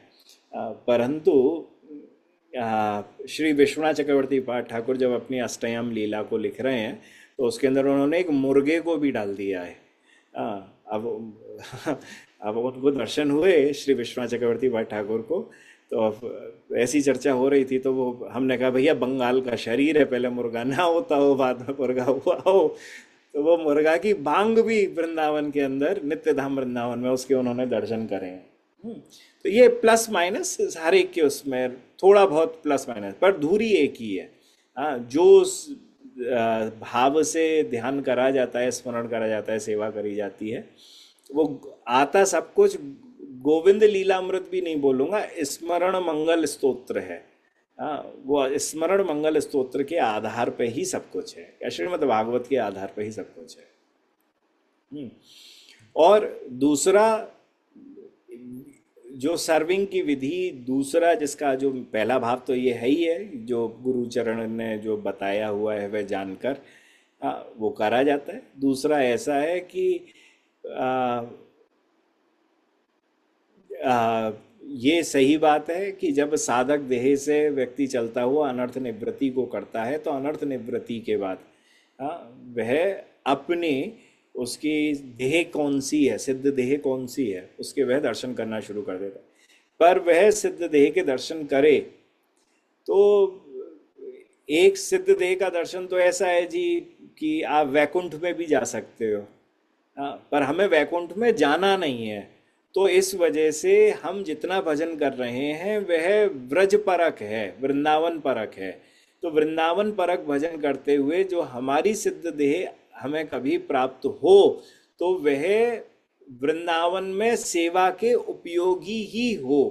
इस वजह से उस भाव का उस भाव को धारण करते हुए ही भजन करा जाता है। और तब वह भाव भक्ति में जब हमारा प्रवेश होता है, साधन से ऊपर बढ़कर भाव भक्ति में जब हमारा प्रवेश होता है, तब हमें वही चिन्मय देह के दर्शन हो जाते हैं जो वृंदावनीय सेवा में उपयोगी होती है।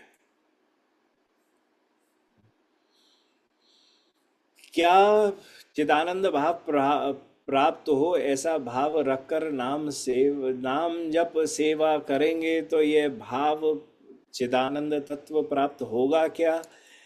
ना जी भैया, ये भाव रखना ही नहीं है तुम्हें। ये भाव रखना है कि नाम सही हो, यह भाव रखना है कि किस प्रकार से हो।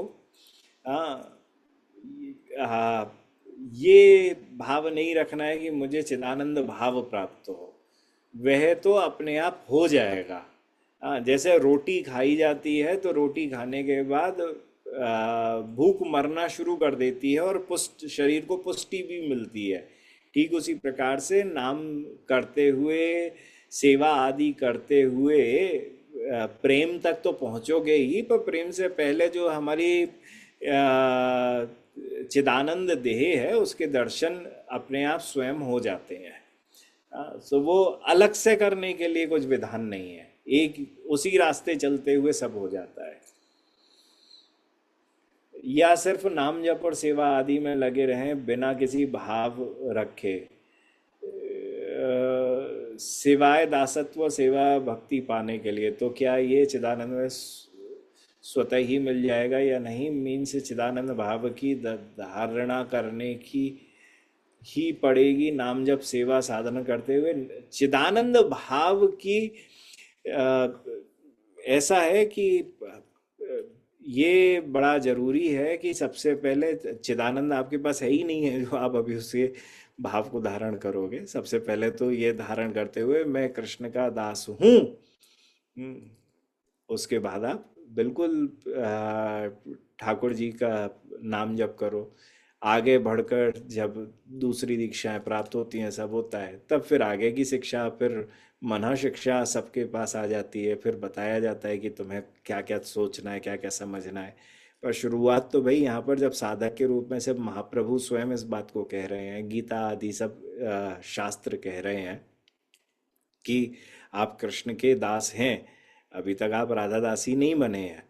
तो इसका अर्थ ये है कि आप कृष्ण के दास हैं, तो कृष्ण के दास होते ही होकर ही आप जप करिए।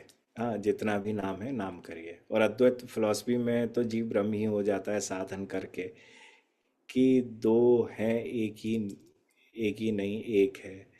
अद्वैत फिलॉसफी में जीव ब्रह्म साधन करके नहीं हो जाता, आखिर निध्यासन करने के बाद जब समाधि पे पहुंचता है तब जाके हो पाता है। जब तक समाधि तक नहीं पहुंचा है तब तक उसके गिरने के पूरे आसार होते हैं। और हमारे द्वैत में, फिलॉसफी में हम दास तो रहेंगे ही परब्रह्म युगल सरकार, मगर क्या ऐसा माना जा सकता है कि साधन की परम स्थिति में हम भी प्रेममयी हो जाते हैं युगल सरकार के प्रेम को प्राप्त करने के बाद? और क्या ये ही अद्वैत की फॉलोइंग नहीं हुई? नहीं है भैया, अद्वैत को समझो और द्वैत को समझो। अद्वैत के अंदर सब कुछ एक हो जाता है, हाँ, और द्वैत के अंदर दो हमेशा रहते हैं। हाँ, मैं और मेरा भगवान ये हमेशा दोनों के दोनों विद्यमान रहते हैं, एकत्व हो ही नहीं सकता है। अद्वैत के अंदर सेवा है ही नहीं है, द्वैत के अंदर सेवा का भाव है।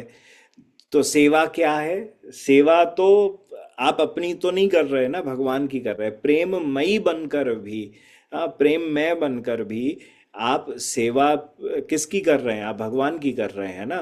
तो आप एक कैसे हो जाएंगे? एक होते ही फिर सेवा नहीं हो सकती है। सेवा के लिए एक सेव्य होना चाहिए और एक सेवक होना चाहिए, तभी सेवक के द्वारा सेव्य की सेवा करी जा सकती है।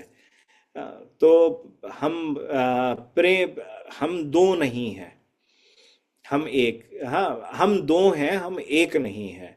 हम हमारे अंदर सेवक तत्व रहता है विद्यमान, हम अद्वैत नहीं है। और अद्वैत तत्व के अंदर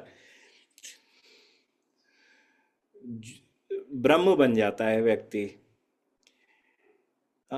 घटाकाश मटाकाश आदि की चर्चा उसके अंदर करी हुई है, बहुत अच्छी चर्चा है। हाँ, परंतु हम ब्रह्म तो नहीं बनते हैं।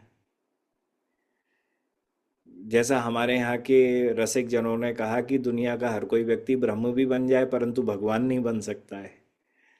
तो ठीक उसी प्रकार से भगवान श्री कृष्ण तो भगवान ही है ना, युगल सरकार तो युगल सरकार ही है। हम युगल सरकार बन नहीं सकते हैं, सखियां कभी भी युगल सरकार नहीं बन सकती हैं। मंजरियां, दासियां, किंकरियां, ख्वासियां कोई भी युगल सरकार नहीं बन सकती हैं। तो प्रेममयी हो भी जाएं तो भी वह भगवान नहीं बन सकती हैं। तो एकत्व तो है ही नहीं है। अगर एकत्व नहीं है तो अद्वैत भी नहीं है। तो अद्वैत तत्व को अपने शब्दों में अपने शब्दों से ऐसा बोलना कि यह अद्वैत तत्व हो जाएगा, तो ये बिल्कुल गलत है। अद्वैत तत्व हो ही नहीं सकता है, क्योंकि सेवक अलग है, सेव्य अलग है। हाँ, सेव्य और सेवक एक बूंद सागर के अंदर मिल गई, बहुत सरल रूप से समझो, तो वह तो एकत्व हो गया। परंतु एक सागर के अंदर एक मछली पहुंच गई, एक कछुआ पहुंच गया, तो कछुआ की तो अपनी सत्ता है ना, मछली की तो अपनी सत्ता है ना। मछली की सत्ता सागर से तो भिन्न है ना, एक तो है ही नहीं है। एक सागर के अंदर वो भी डूबी हुई, एक बूंद भी डूबी हुई है, और सागर के अंदर एक मछली भी डूबी हुई है। मछली सागर के अंदर है, प्रेममयी बनी हुई है, जल उसी का धारण पी रही है, अंदर भी है बाहर भी है, पर उसकी अपनी सत्ता है, वो मछली है। तो जो मछली है, हाँ, उसे बूंद नहीं बोला जा सकता है। बोला जा सकता है क्या? बूंद नहीं कहा जा सकता है। जब बूंद उसको नहीं कहा जा सकता है तो इसका अर्थ क्या है कि द्वैत वहां पर विद्यमान है, अद्वैत नहीं है। सो ठीक उसी प्रकार से जहां पर सखियां हैं, जहां पर पार्षद गण हैं, मैं सखियां भी क्या बोलूं, जहां पर पार्षद गण हैं, हाँ, वह सब पार्षद गण जो हैं वह समझो प्रेममयी हो चुके हैं। तो प्रेममयी होने का अर्थ ये नहीं है कि वह एकत्व हो चुके हैं, अद्वैत हो चुके हैं। क्योंकि अगर अद्वैत हो जाए तो भगवान श्री कृष्ण, देखो फिर तो भगवान श्री कृष्ण नहीं है, वो फिर सेवक बन जाएंगे सखियों के। अगर भगवान श्री कृष्ण सेवक बन गए सखियों के, तो सखियां फिर परब्रह्म परमात्मा बन गई हैं क्या? तो वो है परब्रह्म परमात्मा, सखियां तो नहीं है। तो इस वजह से जब भक्ति रसामृत सिंधु उज्जवल नीलमणि के अंदर जब प्रेम की चर्चाएं करी गई हैं, तो उसमें भी यह बताया हुआ है कि प्रेम जो है वह कितना कितना किस किस गोपी के पास होता है, उसकी भी अपनी एक लिमिट है। कितना हो सकता है उसकी भी अपनी एक लिमिट है। हाँ, श्री राधा रानी के पास जितना प्रेम है, इतना असंख्य गोपियां का मिलके हो ही नहीं सकता है। सो हम कैसे कह सकते हैं कि एकत्व हो गया? एक गिलास के अंदर जित कितना जल आएगा, एक घड़े के अंदर कितना जल आएगा, दोनों में अंतर है ना। जल एक आ गया तो इसका अर्थ यह है कि एकत्व हो गया, एक जैसे हो गए दोनों, नहीं हो गए एक जल। तो ठीक उसी प्रकार से भगवदीय तुलना कभी भी किसी भी अंश से नहीं करी जा सकती है। ये कहना बिल्कुल अलग होगा और गलत होगा। तो हमारी अद्वैत की फॉलोइंग बिल्कुल भी नहीं है। अद्वैत में सेवा है ही नहीं है, इस बात को ध्यान कर लिया जाए। आ, प्रेम में अद्वैत तत्व एक जगह पर विद्यमान है, पर ये आंशिक रूप से रहते हैं। हाँ, पर ये अद्वैत तत्व वह अद्वैत तत्व नहीं है जिसकी चर्चा लोग दूसरे अपने शास्त्रों के अंदर अद्वैत तत्व की करते हैं। अद्वैत शब्द के बहुत सारे अर्थ होते हैं। हमारे यहाँ पर इस बात को बड़े विशेष भाव से बताया हुआ है। हमारे यहाँ की जो दर्शन है उसका नाम क्या, अचिंतन्य भेद अभेद। हाँ, यह जो हमारे यहाँ पर भेद भी है और अभेद भी माना गया है शास्त्रों के अंदर। कईयों ने सिर्फ अभेद माना है, अद्वैत को माना है, कईयों ने सिर्फ भेद को माना है। किसी ने विशिष्ट अद्वैत कर दिया, किसी ने द्वैत कर दिया, किसी ने द्वैताद्वैत कर दिया। हमारे यहाँ कहा गया श्रीमद् महाप्रभु के द्वारा ये अचिंतन्य है कि मेरे अंदर भेद है कि अभेद है। मैं भगवान का किंकर हूँ। यही सर्वश्रेष्ठ एकमात्र द्वैत भाव है। और इसको मुझे जीवन भर धारण करना है। मैं प्रेममयी भी, भगवान के प्रेम से ओतप्रोत भी हो जाऊं, पर मैं भगवान में मिल नहीं जाऊंगा। मैं अगर जिस दिन भगवान में मिल गया तो फिर मैं सेवा ही नहीं कर पाऊंगा। सेवक की बुद्धि मेरे दिमाग से चली गई तो मैं सेवा ही नहीं कर सकता हूं। हमारे यहां पर प्रेम के अंदर एक अवस्था आती है, उसे तन्मय आसक्ति कहते हैं। नारद भक्ति सूत्र के अंदर 11 आसक्तियां बताई हुई हैं, उनमें से तन्मय आसक्ति एक आसक्ति है। चर्चा बहुत लंबी चली जाएगी, पर मैं आपको एक बड़ा छोटा सा उसमें कह के अभी बता दे रहा हूँ। उस तन्मय आसक्ति के अंदर चर्चा है गोपियों के उस भाव की, जब विरह की अवस्था में पहुंचकर रास पंचाध्यायी के अंदर जब वह कृष्ण को ढूंढ रही थी, तो कृष्ण को ढूंढते हुए वह विरह की उस चरम अवस्था पे पहुंच गई कि कोई बांसुरी बजाने का प्रयास कर रही है, कोई लीला कर रही है गोवर्धन उठाने का। हाँ, कोई पीताम्बरी ओढ़े हुए और अपने को कृष्ण कह रही है।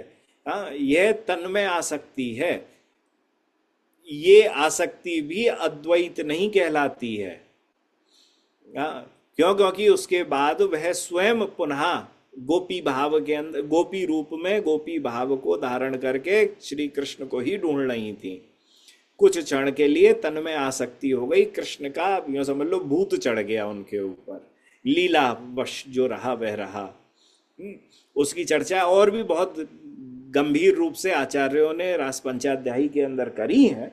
हाँ, मैं उसमें प्रवेश नहीं कर रहा अभी, पर यह अचिंतन्य भेद और अभेद है, और इसको प्रेम के उसमें रूप में लाकर हाँ हम अद्वैत नहीं बना सकते हैं।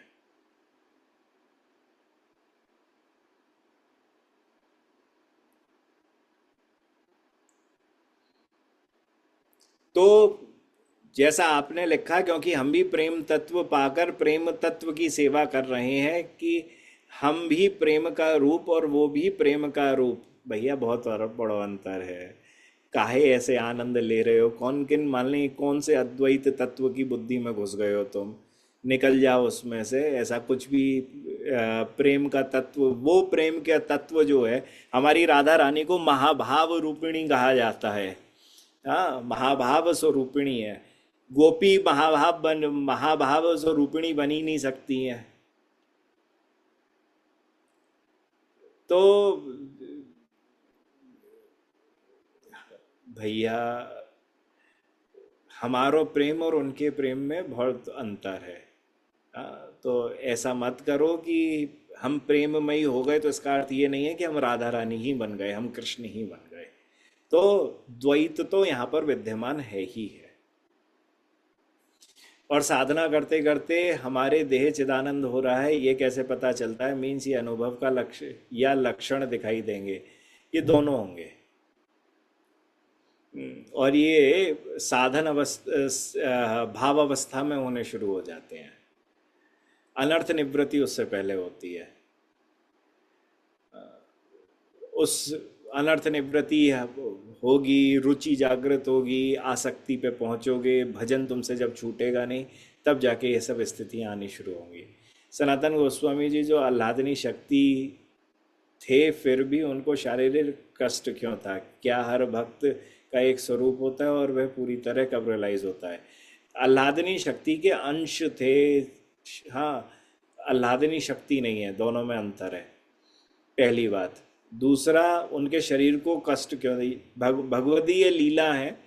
भगवान श्री कृष्ण वृक्ष के नीचे बैठे हैं, एक शिकारी ने लेके, व्याघ्र ने लेके तीर मार दिया, भगवान बोले अच्छा मैं लोक को जा रहा हूँ, बस मेरा समय पूरा हो गया। अब क्या भगवान की सच्चिदानंद देह है। अब भगवान को भूख लग रही है, यहाँ पर भगवान को भूख लगनी चाहिए क्या?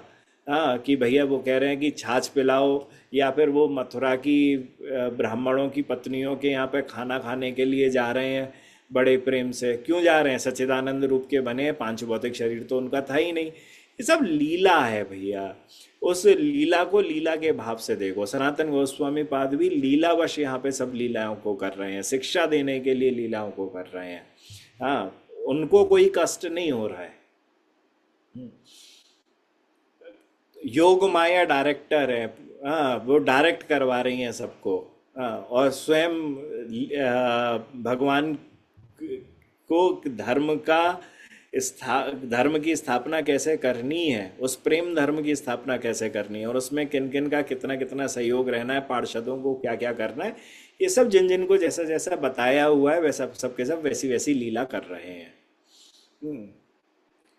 क्या हर भक्त का एक स्वरूप होता है शास्त्रीय आधार पर, श्रीमद् भागवत के आधार पर? जी बिल्कुल होता है। वह पूरी तरह कब रियलाइज होता है? जब वह भाव प्रदेश में सेकंड स्टेप पर जब भक्ति के पहुंचता है। तीन स्टेप होते हैं साधक। हाँ, पहला सबसे पहले साधना, हाँ, दूसरा भाव और तीसरा प्रेम। तो जो साधना है वो भाव है, भाव पे जाके अनर्थ निवृत्ति के बाद उसको प्राप्त होते हैं।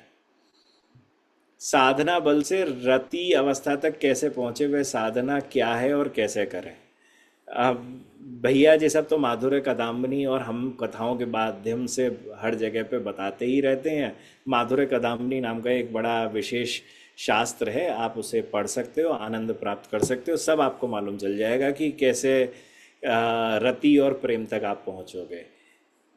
কিছুদিন মনে মনে মনে ঘরে করে শ্যামের প্রীত রাখ গোপনে, কিছুদিন মনে মনে ঈশ্বরের কইবি কথা গথে মাথে, देखिस जेनो केऊ न जाने केऊ न।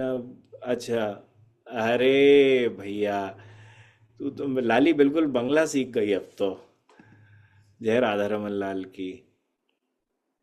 ब्रज भाव की प्राप्ति कैसे हो? ब्रज भाव की प्राप्ति भैया तब होगी जब ब्रज भाव धारण करोगे, गुरु चरण के पास जाओगे, बात करोगे, चर्चा करोगे, फिर धीरे धीरे आप कितने अधिकारी हैं यह समझा जाएगा और उसके बाद फिर बताया जाएगा। महाभाव क्या है इसका उत्तर आपको नहीं देंगे, क्योंकि यह आज के प्रश्न, आज के सत्र से जुड़ा हुआ नहीं है। दो आखिरी के प्रश्न और उसके बाद आज की समाप्ति। राधे श्याम महाराज जी। महाराज जी, जब महाप्रभु और नित्यानंद प्रभु ने भी अद्वैत सिद्धांत में दीक्षा ली तो क्या हमें भी वही लेनी चाहिए? और महाराज जी, इसके पीछे क्या वजह है कि अद्वैत वेदांत के बाद जितना भी सिद्धांत आया उन सब ने पहले आदि शंकराचार्य परंपरा में दीक्षा ली? क्या अलग सिद्धांत के स्थापन करने से उन सब के द्वारा गुरु अवज्ञा नहीं हुई?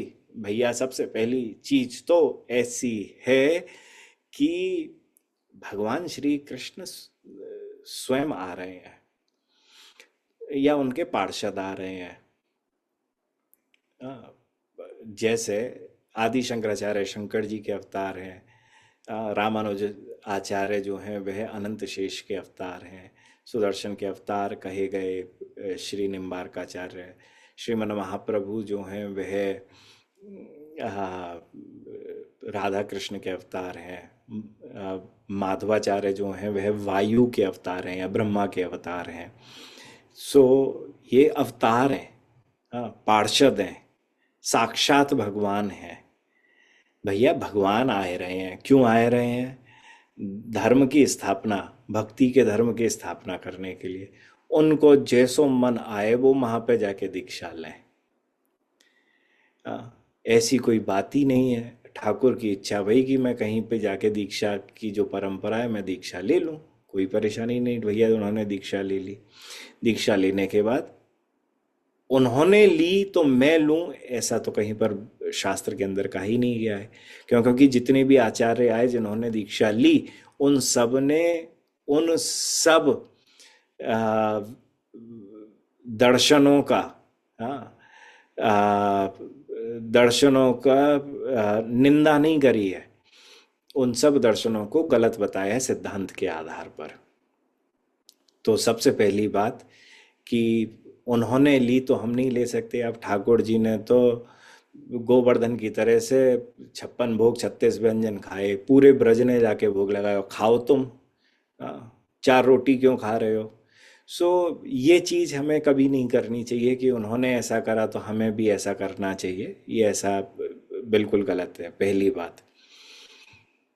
दूसरी बात, साक्षात वह भगवान है, और किसी या भगवान के पार्षद हैं जो किसी धर्म की स्थापना के लिए, भक्ति की स्थापना के लिए स्वयं आए हैं, कोई मनुष्य नहीं है। हाँ, तो भगवान साक्षात अगर आ रहे हैं, भगवान के पार्षद आ रहे हैं, श्री लक्ष्मी जी आ रही हैं, अनंत शेष आ रहे हैं, हाँ, ब्रह्मा आ रहे हैं, सुदर्शन आ रहे हैं, राधा कृष्ण स्वयं आ रहे हैं, तो वह आ रहे हैं भैया, भगवान आ रहे हैं ना। तो आने के बाद उन्होंने किसी भी सिद्धांत, जब अपने सिद्धांत की कोई चर्चा नहीं हो रही है यहाँ पर, यहाँ किस सिद्धांत की चर्चा हो रही है, जो शास्त्र में लिखा हुआ है। तो शास्त्र में जो सिद्धांत लिखा है उसका उन्होंने प्रतिपादन किया है। उसका प्रतिपादन करते हुए पूर्व के पक्ष का जो भी सिद्धांत है उसका जहाँ खंडन होना चाहिए शास्त्र के अनुसार, उसका उन्होंने खंडन करा है। तो गुरु की अवज्ञा तो कहीं पर है ही नहीं है। तो इसको दूसरे तरीके से ऐसा समझ सकते हो, पहले उन्होंने एक स्कूल बनाया, स्कूल बना के उन्होंने किंडरगार्टन खोल दिया। किंडरगार्टन खोल दिया तो कुछ समय के बाद ठाकुर जी को लगा भैया अब किंडरगार्टन में पढ़ के तो लोग सब थोड़े बहुत सही हो गए हैं, लाओ अब इनको लोअर केजी में डाल दिया जाए, लाओ इनको अपर केजी में डाल दिया जाए, लाओ इनको सेकेंडरी में डाल दिया जाए, लाओ इनको सीनियर सेकेंडरी में डाल दिया जाए, लाओ इनके लिए कॉलेज खोल दिया जाए।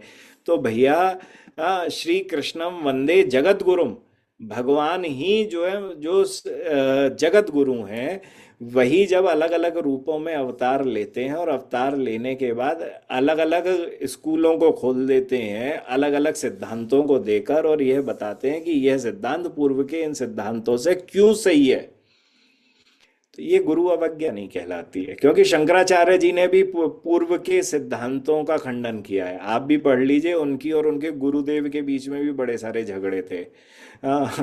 उनके गुरुदेव भी उनको मारने का भी प्रयास कर रहे थे। इन सब की भी पूरी चर्चाएं दे रखी हैं, आप बड़े प्रेम से पढ़िए। और सिद्धांतों का खंडन करना जो है वह किसी गुरु की अवज्ञा नहीं होती है। हाँ, सिद्धांत का खंडन सिद्धांत के द्वारा ही होना चाहिए, शास्त्र के द्वारा ही होना चाहिए, यह हमेशा ध्यान रखें। और महाप्रभु और नित्यानंद प्रभु का जगन्नाथ जी में लीन हो जाना और टोटा गोपीनाथ में लीन हो जाने की क्या वजह है? क्या वो भी सायुज्य मुक्ति है? तो मुक्ति तो उनको मिलती है जो मुक्त नहीं है। जो साक्षात भगवान है वो कहाँ से भैया मुक्त होंगे? तो सबसे पहली चीज तो यही समझनी चाहिए व्यक्ति को कि भगवान मुक्त नहीं होते हैं। अब जैसे बलराम जी के बारे में आता है कि वह समुद्र के अंदर लीन हो गए थे। हाँ, तो अब समुद्र के अंदर लीन हो गए थे तो क्या उनको समुद्र के से सायुज्य मुक्ति मिल गई क्या? भगवान की अपनी लीलाएं हैं। भगवान कभी भी कहीं पर भी अपने लीला का विस्तार करके अपने लोक को गमन कर जाते हैं। ठीक उसी प्रकार से भगवान ने इस समय भी जब महाप्रभु के रूप में, नित्यानंद प्रभु के रूप में जब उन्होंने लीला करी, तो वह अपने भाव से जहाँ उन जैसा उनको लीन होना था और अपनी इस लीला को पूर्ण करना था, उन्होंने वैसा कर दिया।